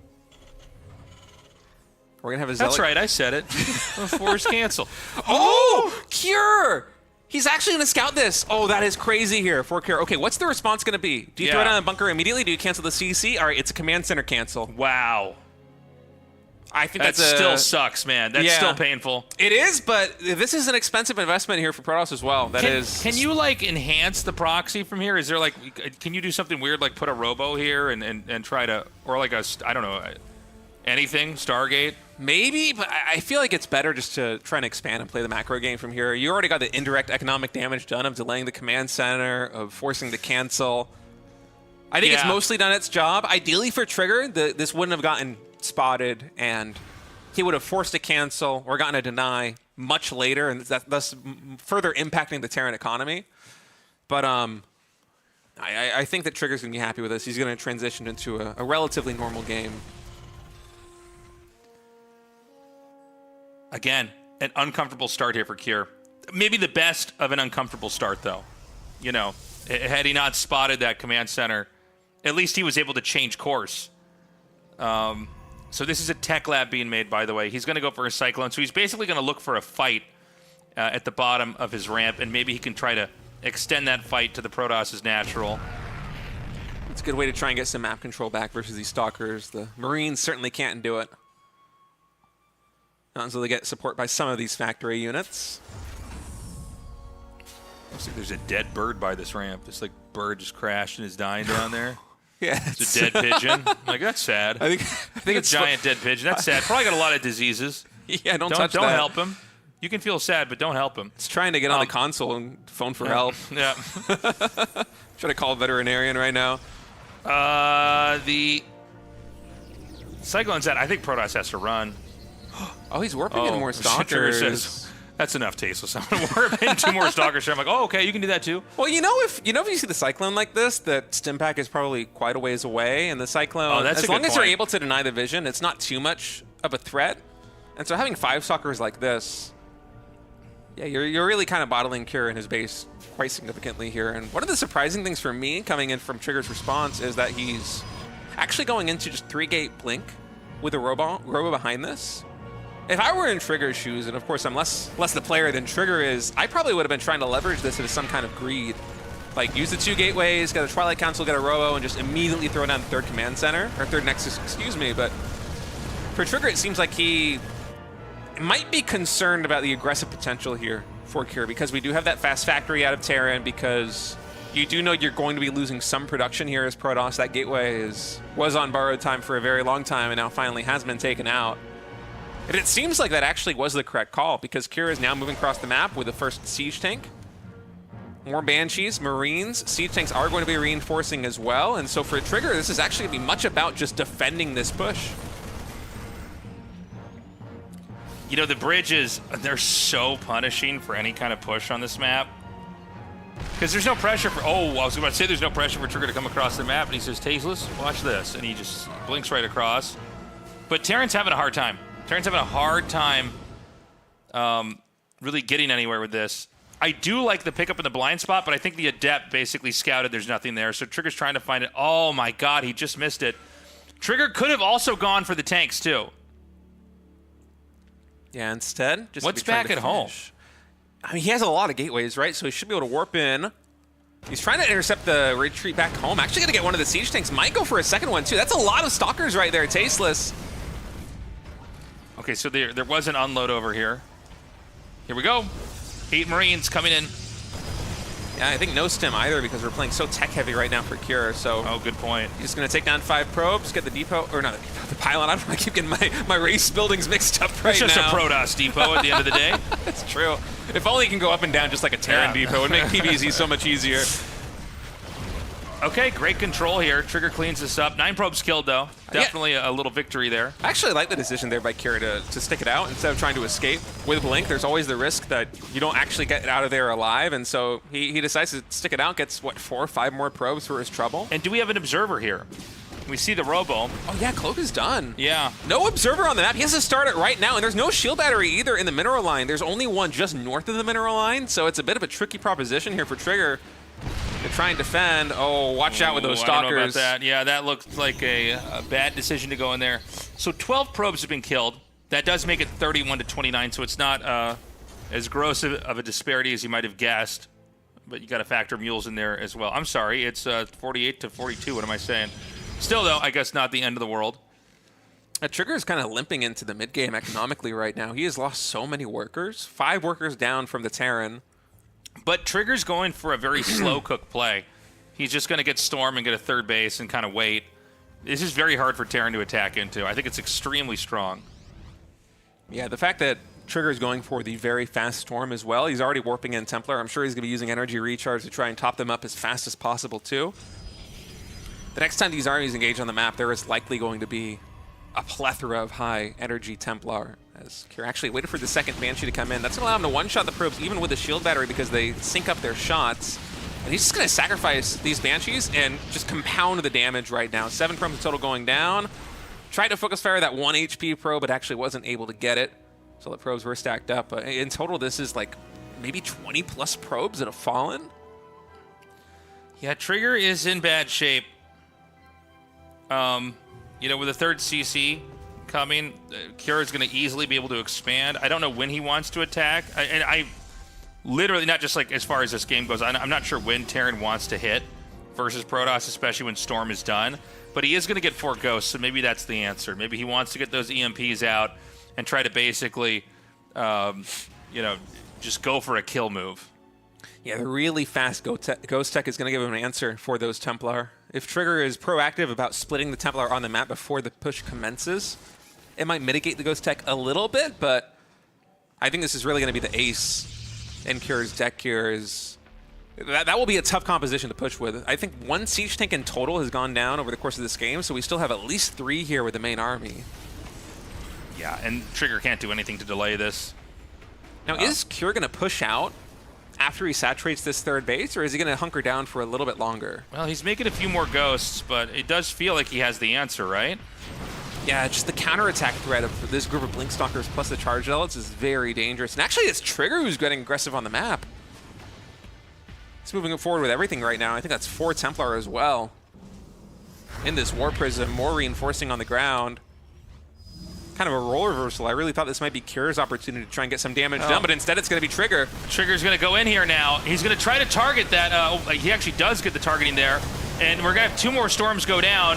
What is actually left over from Protoss? Terran suffered a lot of damage, but I don't see almost anything here. Dude, Kira was so clutch, just diffusing the Templar drop from the War Prism. The first 2 got nothing done. The follow-up Storms were pretty big, but that was basically all of Trigger's firepower. That was the energy built up from like 5 minutes ago until now, including energy recharge. So for Trigger, he's going to have maybe 3 or 4 Storms max. By the time this next push commences, you see 2 Storms on that Templar. If we have energy recharge, he will have 2 more on 1 more. But Kira lost very little army right there. It is a massive Templar lead. On the side. Does get spotted by the Medevacs, still able to get a good Storm, but no confirmation on the kills. The Medevacs are going to heal everything back up. Zealots now charging in, able to get a really good connection on top of these Siege Tanks. Immortals also joining the fray, but as soon as that Zealot front line thins out, the bio can really start to flex. There's no Templar here. For Trigger, 1 more warps in, waiting for energy recharge to come available. Yeah, Kira is so close to ending this. Reinforcements are coming down. There's not enough Templar energy yet to go for a Psy Storm here. And so it's going to be down to just this remainder of Protoss unit. That's going to be it. GG. Tied up 1-1. Kira gets his win. Great game from Kira. I got to say the harass was incredible. Yeah, that was like 20 Scouting plus the workers. max packs too. That was great. Yeah, everything was just perfect. Even going for the immediate response of canceling the command center, didn't overcommit by trying to defend with the bunker. It might have been possible, but why would you even risk it in a situation like that one? Just do the safe thing and build the CC on the high ground. But you can even see with a push like that, it still feels a little bit close. Yeah. Storm is just so good at holding this off. I mean, there were like 20 workers were killed in harass, and then still, and look, I'm in the same boat as you. I didn't think that Trigger was going to go for a storm drop, but I guess he looked at this game and thought, okay, I'm in trouble. Maybe he's not got a good spread. I can get a couple Psy Storms off and just kind of kill off a few clumps and take it that way. But anyways, we're tied up 1-1. Yeah, pretty close series thus far. Yes. Just waiting for We're the slide to come up some off camera. Any second now. Guys, join our community on Patreon. Support RSL, support StarCraft 2. You get all sorts of perks. We have replay packs available. There are voting rights for maps for players every season. You get discounts on the Tasteless TV merch. That includes RSL merch, such as the mugs, the hoodies, the pins, the shirts. I don't think I'm forgetting anything there. Everything on the site. You also get the nice, warm, fuzzy feeling of supporting StarCraft 2, supporting the RSL. Yeah. Join our community. You ever felt like, when you were in school, you were the kid, you ate alone? That was me, at the lunch Tasteless. table, and you wanted to have friends, and, you would sit down and you go, I like StarCraft. And they would just, beat you up and give you wedgies and bring you to the bathroom, give you a swirly. Well, now you can come to our lunch table. It's all autistic StarCraft fans. Okay, join us. You could say, I think Zerg's too strong, and then someone else will go, but Protoss is winning the RSL. You guys can sit there and fight and battle. Join us. It can be $5 a month. It could be more if you have more, or you can just join for free. Yeah, you can just follow the RSL. You get updates on news such as, when RSL seasons are coming on, when the brackets get posted, the schedule gets posted, information on the offline finals that will be happening later this year. There's a lot of good info on there for you. Yeah, more on that to come here. Everybody, we're going to take a short break. When we return, we're going to go to Game 3 here in this best of 5.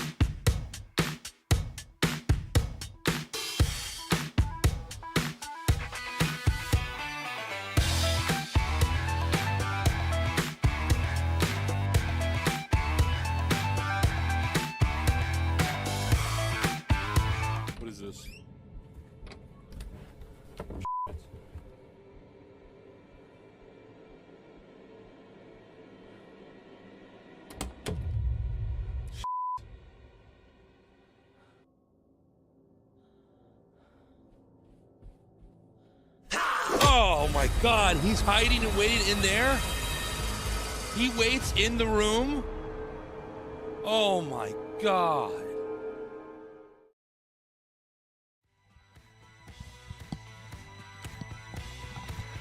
Hello, everybody. Welcome back. We are going to continue on finishing up this best of 5. Right now, it's tied up 1-1 with Trigger versus Cure. Yeah, getting ready to go into game number 3. Some pretty aggressive opening builds so far here in map 1 and map 2. Map 1, Cure going for a proxy barracks, gets scouted. Map 2, Trigger goes for a proxy gateway, gets scouted. Both players lose those respective games. I wonder what the rest of this series is going to look like, because we kind of had this interesting dynamic with Maru versus Raynor, where the first 2 great games were super greedy out of Maru, and then we had the break, and Raynor came back and was just aggro every single map. Kind of the same situation here. Game 1, Game 2, very aggressive. We just had a break. Are either of these guys going to dial it back a little bit and try and play a more defensive macro game now? Yeah, I'm interested in seeing who's going to proxy who and when will the other guy scout it. That's what I want to know. We're going to go to Maganatha here for map number 3 and find out who will take the lead. Remember, guys, Cure is the last Terran as Maru is out. So Terran players, keep your fingers crossed. We're ready to go into game 3 now. All right, Maganatha going to be the map here for set number 3. Trigger spawning as the red Protoss in the bottom right, Cure the blue Terran at the top left. I saw you get excited when that SCV went down. One unit's going to go across the map. Cure just building a depot in the wall in. So, yeah, you know, I mean, I would say what I said at the start of the series, which is that PvT, you know, it just seems like the Protoss doesn't have to do anything crazy. That being said, I like the Makarax, or sorry, not Makarax, the Max Packs opening there from Trigger. But yeah, I mean, overall, you just kind of keep pressure on the Terran. You get that splash damage out. It can be Storm. It can be Colossus with Thermal Lance. Eventually, you start to stack that until you kind of finish off the combination with Disruptors. And, you know, Terrans, if they try to be as passive as the Protoss can be, eventually the Protoss seems to be too strong. So Cure's approach has basically been to try to do something to get the Protoss bleeding, to get the Protoss limping into the game where maybe he can finish him off. And he did pull it off in the last game. Yeah, about 20 probes were going down in that game number 2 to Marine drops to Banshee Cloak. And for a long time, the early game harassment has been kind of the operating factor in terms of whether Terran is going to be entering the mid game with an advantage or a disadvantage. It's a little bit similar to Protoss versus Zerg in that regard, where Protoss needs to get some kind of damage done with oracles or depths in the early game to be on even footing with the Zerg. Usually it's like 2 or 3 drones. With Terran, usually you want to get probably, I would say, 3 or more probes if you could, with some kind of early game harassment, whether it be like a Widowmine drop, Hellion run by, or some kind of Banshee play or Raven play. And for Trigger, I think that a lot of this is going to come down to how well he's able to parry that pressure, because if his response to harassment in the rest of the series is around the same level as it was in game number 2, we could be ending this very quickly. Yeah. Yeah, we've got the... this is basically the bread and butter opener that we see all the time here. It's going to be the Stalker, the Sentry to basically scout with Hallucination here. And probably the Twilight Council coming down in a little bit here to get that tech up with Blink. Yeah, Shield Battery as well early on here in the natural expansion. So the Twilight Council does get thrown down. And are we going to immediately have an energy recharge here for Trigger? Let's wait and see, watching that mini-map to see if we get a Hallucinated Phoenix. Indeed, it does seem like we will get one. And so with this scout, Trigger is able to effectively figure out exactly what the plan is going to be here for Cure. What kind of harassment option will it be from Terran? And that should help Trigger organize the response back at home. And it's at very little cost, 50 energy cost for the energy recharge. It's equivalent to basically 1 probe worth of production from Chrono Boost. So very, very low cost to get this information. He spotted the Hellions. He knows there's probably going to be some kind of play like that. Moving in once again, just double checking the add-ons here. And now he is in just perfect position here in the natural expansion to intercept this. So we have the next 2 Widowmines coming out. I think it's going to be a 4 Widowmine drop. Right now, Cure positioned to just try to deny a third base that would be taken at 6 o'clock. And, you know, you can see here exactly what's happening. And Cure's not going to try to hide it. He's going to swap the two structures and make a tech lab over here. And this drop's going to be inbound. I don't expect this to do too much damage, but let's see. You know, Widow Mine drops are one of the most, against Protoss, one of the most asymmetric fights ever, because it's pretty easy for Terran to do, but if Protoss, like, you know, doesn't prepare for it and handle it perfectly, you can lose all your workers and be in total hell. Yeah, it has gotten a lot easier to defend that with the recent patch, but yeah, all things considered, it is one of the best options here for Terran still, try and get some kind of economic damage done, as it's going to be forward of mines fully submerged. Actually, what was that? I actually don't know what died over there. The natural, I think it was the sentry hallucinated. I like probes this. there. Hallucinated probes. Yeah. Nice. He's going to pick this up, and it does a little bit of damage there onto the Stalker. This one, Widow Mine's going to try to run away. I love the Hellions. Yo, Cure has got some of the coolest setups to do damage. Yeah, and because the sentry got taken down by the Widow Mine shot earlier, that's going to allow those Hellions to get into the main base. Only a couple more probe kills coming down because of that, but it does force a lot of idle time here on the main base, and that's also going to set up for the Raven to come in with 2 auto turrets. I think it's already shift queued up that Raven in like 12 o'clock. Yeah, we'll see that in a minute. Yeah. But, you know, it's so hard to do anything like that to somebody on 2 base when the game's been out for this long. Like, it's a testament to how strong of a player Cure is. We have a Forge starting here now as Trigger's just focused on development. He's going to come in once more, and this is going to pair up with the Raven that's going to come in here. Ooh, oh, he's got blinked in. All right. For whatever reason, nice. I just didn't think the blink was finished just yet. So what? Yeah, Trigger able to defuse that. That medevac just barely surviving. Oh, he stopped the Raven. I'm like, how long has this Raven been traveling down there?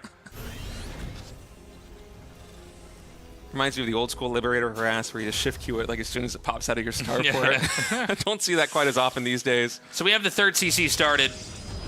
This is not a 2-base all-in, but we could be seeing a push come in here pretty quickly. Got to be careful, man. Are you going to commit with this or not? That takes 2 Stalkers a long time to take down the Raven, but I guess they actually are going to be able to get it. What? I can't believe anything about this game right now. It's just, this is the rest of the game. I'm like, huh? What? No. Yeah, the Raven, like, it turned back like twice there. Yeah, it was kind of, it was tricky. I feel like it's very rare that you see the Raven sometimes actually die. When I see a pro do that, I'm like, well, he must just know. Like, I'm not going to, you know, say this won't work. And then it's like, oh, no. That was kind of funny micro. Trigger comes in here and damages that. Stim's about to finish up, but we're going to have a double medevac drop. Terrans have gotten so good with the positioning here in the main to protect this. Oh, he's actually setting up outside of his base. Yeah, he might be trying to sandwich like the Stalkers out here. You know, a lot of times you keep these out here to deny scouts and everything else. Ooh. So he's going to bring this up here. It's anticlimactic. Oh, man, one shot. Okay, so he's just going to move through the map. He might try to hit the 3rd base with this. There is a Warp Prism started, by the way. It might be Protoss's turn to move out now. But Terran's going to be the one that's going to seize the 3rd base first. And it seems like Cure might be just be trying to set up like a tactical position here. By the way, Cure, if he pushes, I think it might be a really good move. He seems to have a much bigger army. And it's not like the Trigger has a position to counterattack, at least yet. Yeah, there hasn't been all that economic damage done directly to Trigger, but it's been so much idle time. If we think back to the main base and the natural expansion, how often those probes were getting pulled? I think it was like 3 or 4 times at least in total. That was like 30 seconds plus maybe of an entire mineral line just not mining, which actually is quite substantial here for Trigger. Plus delaying the 3rd base as well there from Cure was a nice move, but you do have to keep in mind that the army from Trigger in like a minute or 2 is going to be really strong. He's adding in a 2nd robotics facility. He's going to have +2 ground weapons that just get started up. Immortals are getting into the mix. The potential of growth here for Trigger, if he's able to just stabilize on these 3 bases, he can match Cure in the army, but he needs to buy that time. So he's going to try and move out here in the center. Great dodge. Ooh, really aggressive blink forward there by Trigger. Cure is going to punish him for it. That's a lot of damage done by these Stalkers. This is all going to try to pour down onto the 4th base that Trigger's taking now. again, we got to watch the Psy Storms. Oh, man, almost got the Warp Prism in range of the Widow Mine there.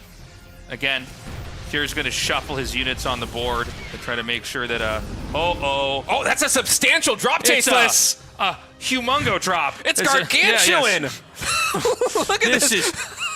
I wish there was a word to describe this. Yeah, it's a little, I wish there was a word to describe that pylon over here in the main that's powering almost everything.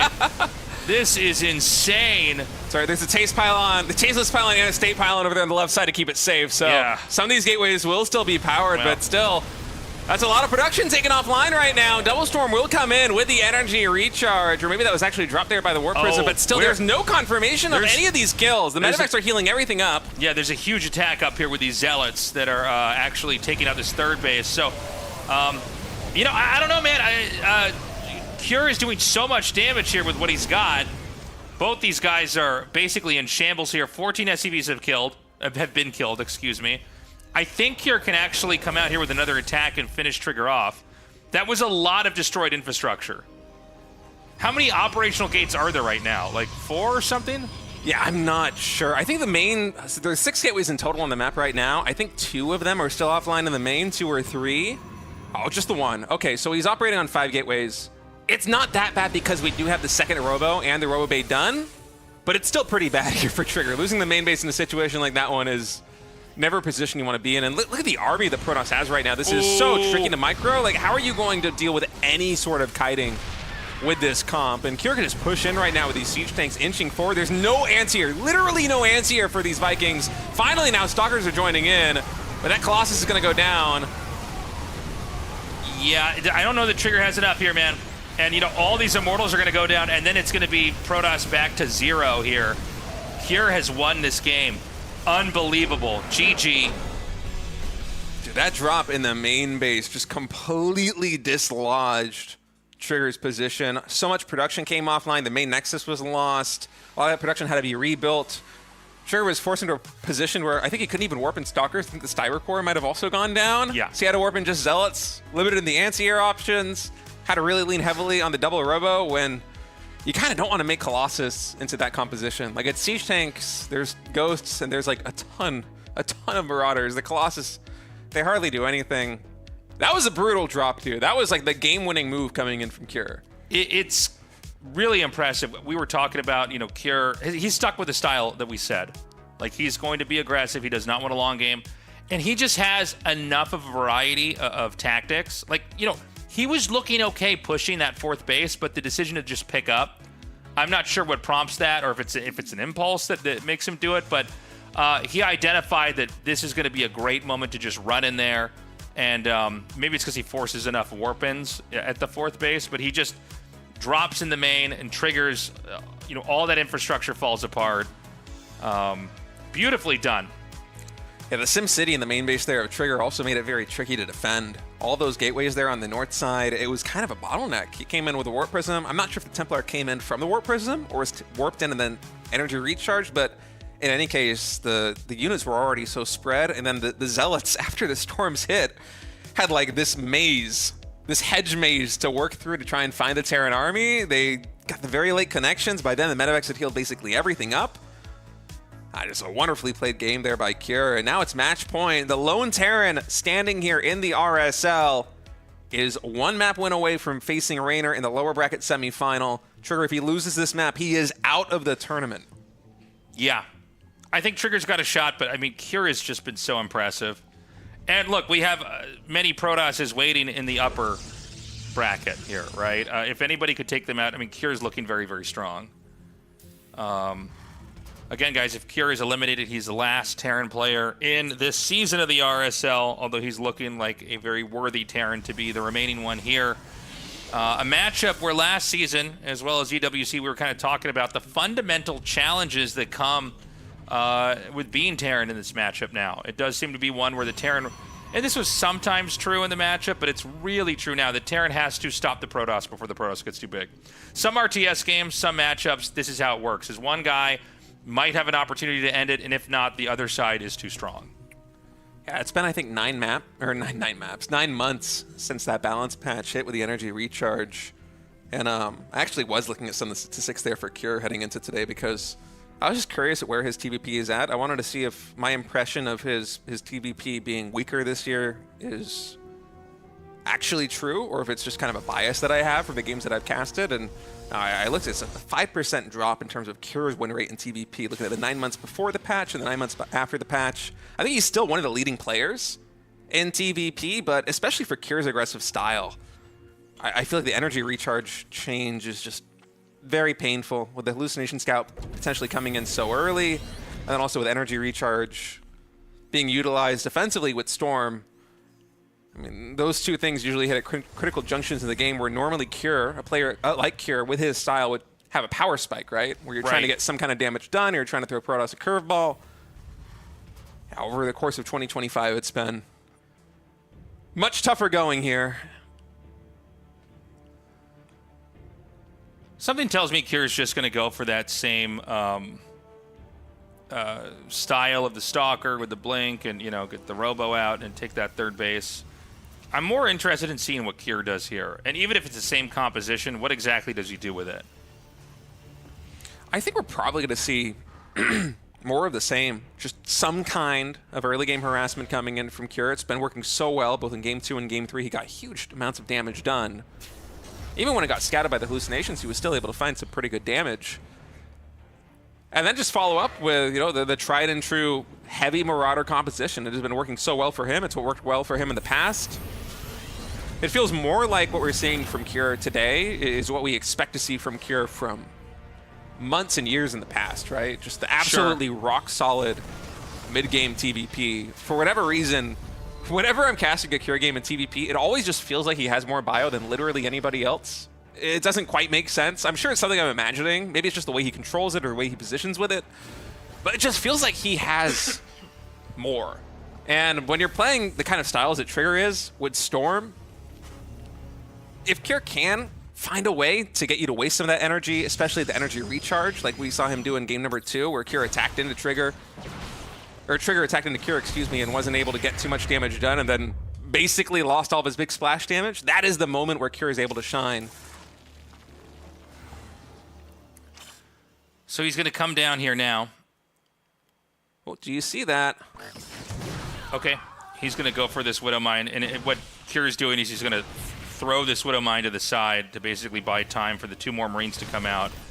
And, this is one of the things when you watch, it's not very often you get to see Stalkers and Marines fight when there's either no blink or no stim, but Stalkers are better units, as you can see here. Yeah, they have that longer range. They do 4-shot the Marines. Although a Cyclone with the medevac here coupled up is going to have enough vision to be able to chase these ones down. That recall actually went through. That's I'm shocked both of them survived. I thought it was going down. Yeah. The War Prism started back at home, along with 2 more gateways. We're about to have blink finish. This time around, it's not going to be a Widow Mine drop, although it seems like Cure is trying to find any kind of spotter units out here. It's actually going to be a Banshee with tanks. This actually could be... I guess it could be a very early push, or it could be a really passive game. I guess with Cloak, that answers the question. It's not going to be an aggro game. It's going to be a harass game with the Banshee. So he needs to get the tank sieged up. Now, there's this quirk that Trigger has. I almost had like Elmer Fudd voice and called him Twigga. Is that he always attacks the front first instead of blinking in the main. And I feel like if he just blinks in the main first and tries to kill stuff, it's going to go much better. But here we are. It looks like, every time he does this. Well, this time it's 4-gate blink, so he's going to have a lot more blink forward, able to almost take down that siege tank before he can get a second shot. War Prism not able to pick up that very front Stalker, so one of them is going to fall, but this is a pretty good start here for Trigger. He's able to blink to the right side of the base. The natural expansion here on Tokamak is quite wide, and so that siege tank is going to have to reposition even closer. That's getting it in range of potentially another aggressive blink. Now, is Trigger going to go for that isolating 1 Stalkers? It looks like he probably is. There's the blink, able to one-shot that siege tank, and now there's no more siege here for Cure. This game can end pretty quickly here without siege mode. Now, there is Banshee Cloak. This was actually, the premeditation here was to use this to harass, but he's using this to basically end the onslaught of damage that would eventually cost him the game. So that means there's no surprise attack back at home, which is really good for Trigger. I mean, basically everything's going perfectly here for Trigger. He's getting another Observer out here. We might see even 1 more made. He's getting his 3rd base. Meanwhile, Terran had lost a decent amount of SCVs just trying to survive that attack. I don't know that Trigger wants to attack in anymore. but he can at least keep some pressure on out here. And now one of the interesting things, which I don't think Trigger has caught on to just yet, is that Kier is actually going mech. Oh. He's adding in a third factory right now. He's building double siege tank production at this moment. And eventually I think the alarm bells are going to start going off here for Trigger. He's like, wait, how many siege tanks do you have? This doesn't make sense. All right, the blink is just going to show it immediately. So now Trigger knows this is going to be a game versus mech. He's moving into the main base, going to try and take down some of these supply depots. Without the bio, it's a little bit tough for Kira to be able to have the maneuverability to really slow down this harassment. So he's just going to have to wait until Trigger evacuates the base. And what will the response from Protoss be? It looks like a lot more gateways. Okay, so the Stalkers are forced back a little bit further here. Now, this is going to be a push that's going to hit really hard. This is not a game where he's trying to do anything other than kind of come and cut the Protoss down. The problem is that Trigger's got so many more opportunities still to kind of harass. You don't really see this interaction very often, but yeah, you can blink those and juggle those Stalkers in and out of the Warp Prism and avoid the Banshee shots. The Banshee shot does fire very slow. It's a pretty easy animation to outmaneuver. Back at home, Trigger looks really good. He's kept up on all of his macro. But again, this is a really weird Terran comp. It's 3 factory with Banshee production. Yeah, this is... I mean, this is just not... I'm not even saying like it's bad. It's just not a usual composition. You know, I guess the Cyclones are going to make it harder to use Blink, and eventually the tanks can come up and set up in siege mode and hit there. I guess the biggest problem is going to be this Warp Prism that's still here. I almost think he should have gotten a Viking or something to just drive this away, because there's no way to actually chase it out. It's weird because Kira doesn't have a third command center just yet, which makes me think this is going to be like a 2-base mech all-in. Oh, I think that's exactly what it is. But it's just... Okay, so he does have Blue Flame now coming online. I actually missed that here in the production tab. I was wondering what the answer would be to the mass number of Zealots that Trigger's making, because he's on a lot of gateways. He's actually going into Archons here, too. The third command center is started here, so it's not like he's going to send this with all of his SCVs. There is like an economic future here. But I do think the attack out here is going to be really important. But maybe I've got a bad read. Maybe he's just going to sit here and try to get these mech units out. I'm still in under the impression that you really do need to have like severe damage coming into the Protoss, and you can't let them just get out of hand and get too big. Yeah, I haven't seen a game quite like this one in TVP before, but with the third command center, maybe the MO here for Cure is you take the third command center with your mech army. There's basically no way that Trigger can attack into you and kill you, right?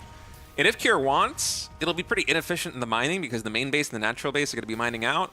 Natural's already starting to mine out, but he could just take the third and turtle up until he's effectively maxed, right? I mean, he will have enough income to do that. Okay, he is going to move out with this, again, kind of a crazy composition. Now, obviously, Stalkers are going to be able to gun down, out of any unit in the game, a Hellbat extremely easily. But this lets the third base get set up over here. I think he just used the... Oh, sorry, the Raven actually saw the Observer. I was like, how did you see that?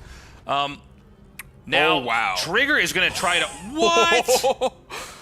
Okay. Dude. Well, I said that Trigger definitely can't break down this third command center, but he's going to try Tasteless. He's got Hellbats here, though, and that's going to be a little bit tough for these Zealots to surround, but the numbers are so high.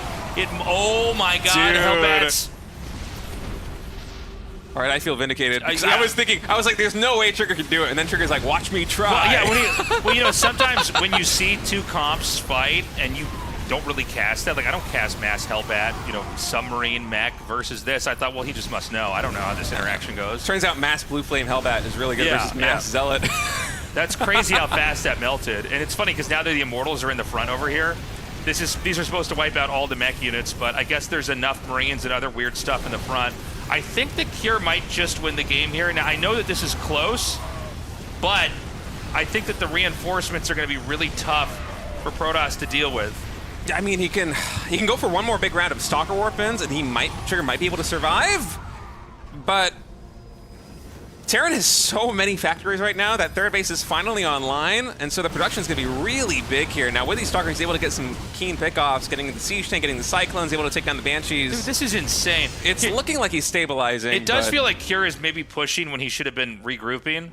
Specifically in that last attack, it's like, well, this is just not enough to beat anything in small numbers. But I think Cure can just sort of continue to produce out of what he's got. And the biggest, besides the fact that all the Zealots got melted earlier, it's the fact that the was it four? 4 Immortals were killed. It's not like he's got 4 Robos to make those 4 Immortals again. And this is a mech army. Obviously Immortals were designed, even though I think for me in my head they're best against Stalkers. They really were made so that you could maybe have a solution versus mech.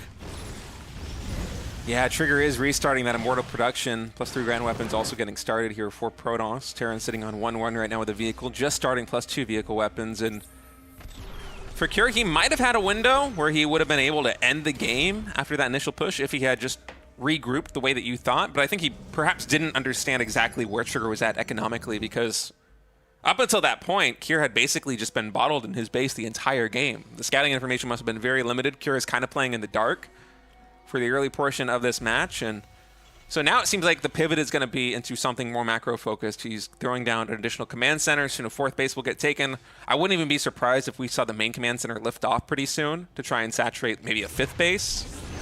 This is a lot of probes that are going to get killed off over here. It's going to be, 15 are killed, and they're actually trapped. The perfect recall here. That's kind of insane. The problem for Protoss right now is they're sort of even on bases with that last base getting wiped out. But, it does feel like you need a certain number of Hellions. I guess they are the most replaceable thing you have right now. They really are like the Zerglings of the game, in this matchup.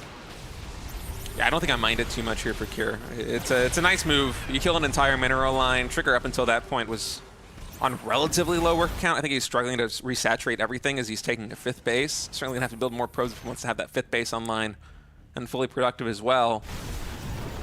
And for Cure, the Hellions are just kind of this throwaway unit that you send out there to get map presence. They give you scouting information. You get to see the army composition of the opponent. And you can also keep their economy in check. And Trigger's trying to fight back with his own charge zealots. Oh, he's feeding. He's feeding here. This is like really bad. Yeah. It's this funny is a because moment he'd be getting flamed. This works versus Bio, right? But versus mech, you're just going to run into units that are going to torch you. And so we're going to see the next attack come in. And I got to say, man, I don't think the Trigger can survive this. The Stalkers are getting melted. We don't have enough Robo units out. There's 1 Immortal here, 2 Immortals, excuse me. And then it's Stalker Zealot.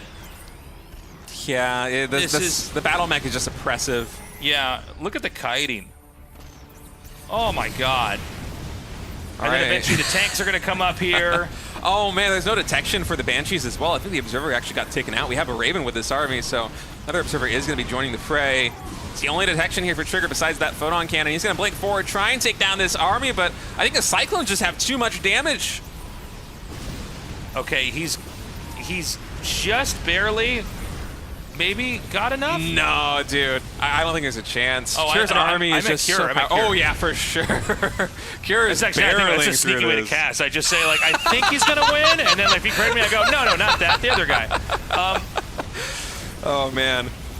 Yeah, he did it, dude.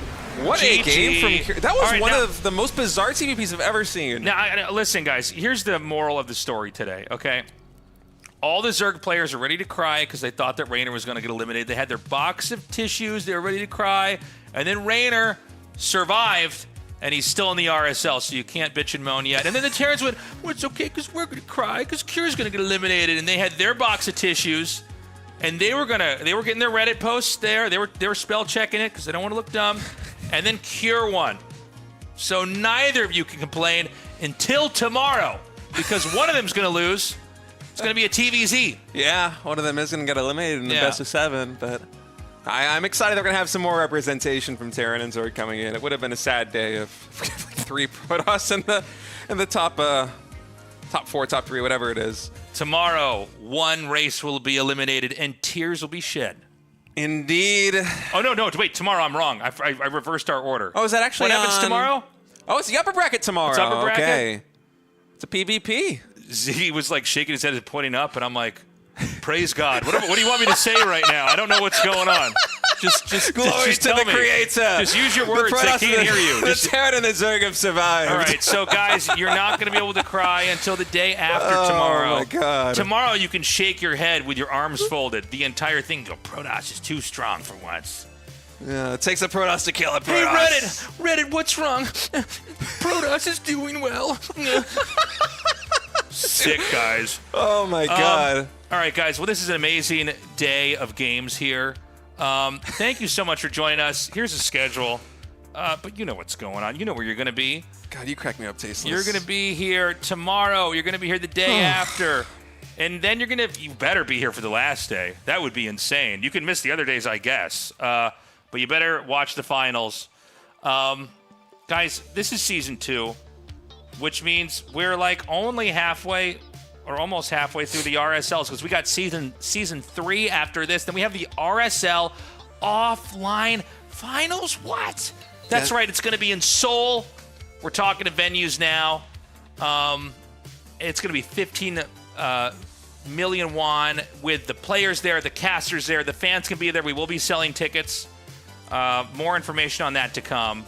Yeah, champion of Season 1, Season 2, and Season 3 of RSL. If they're a foreign player, travel and accommodation, all paid for, they're going to be here.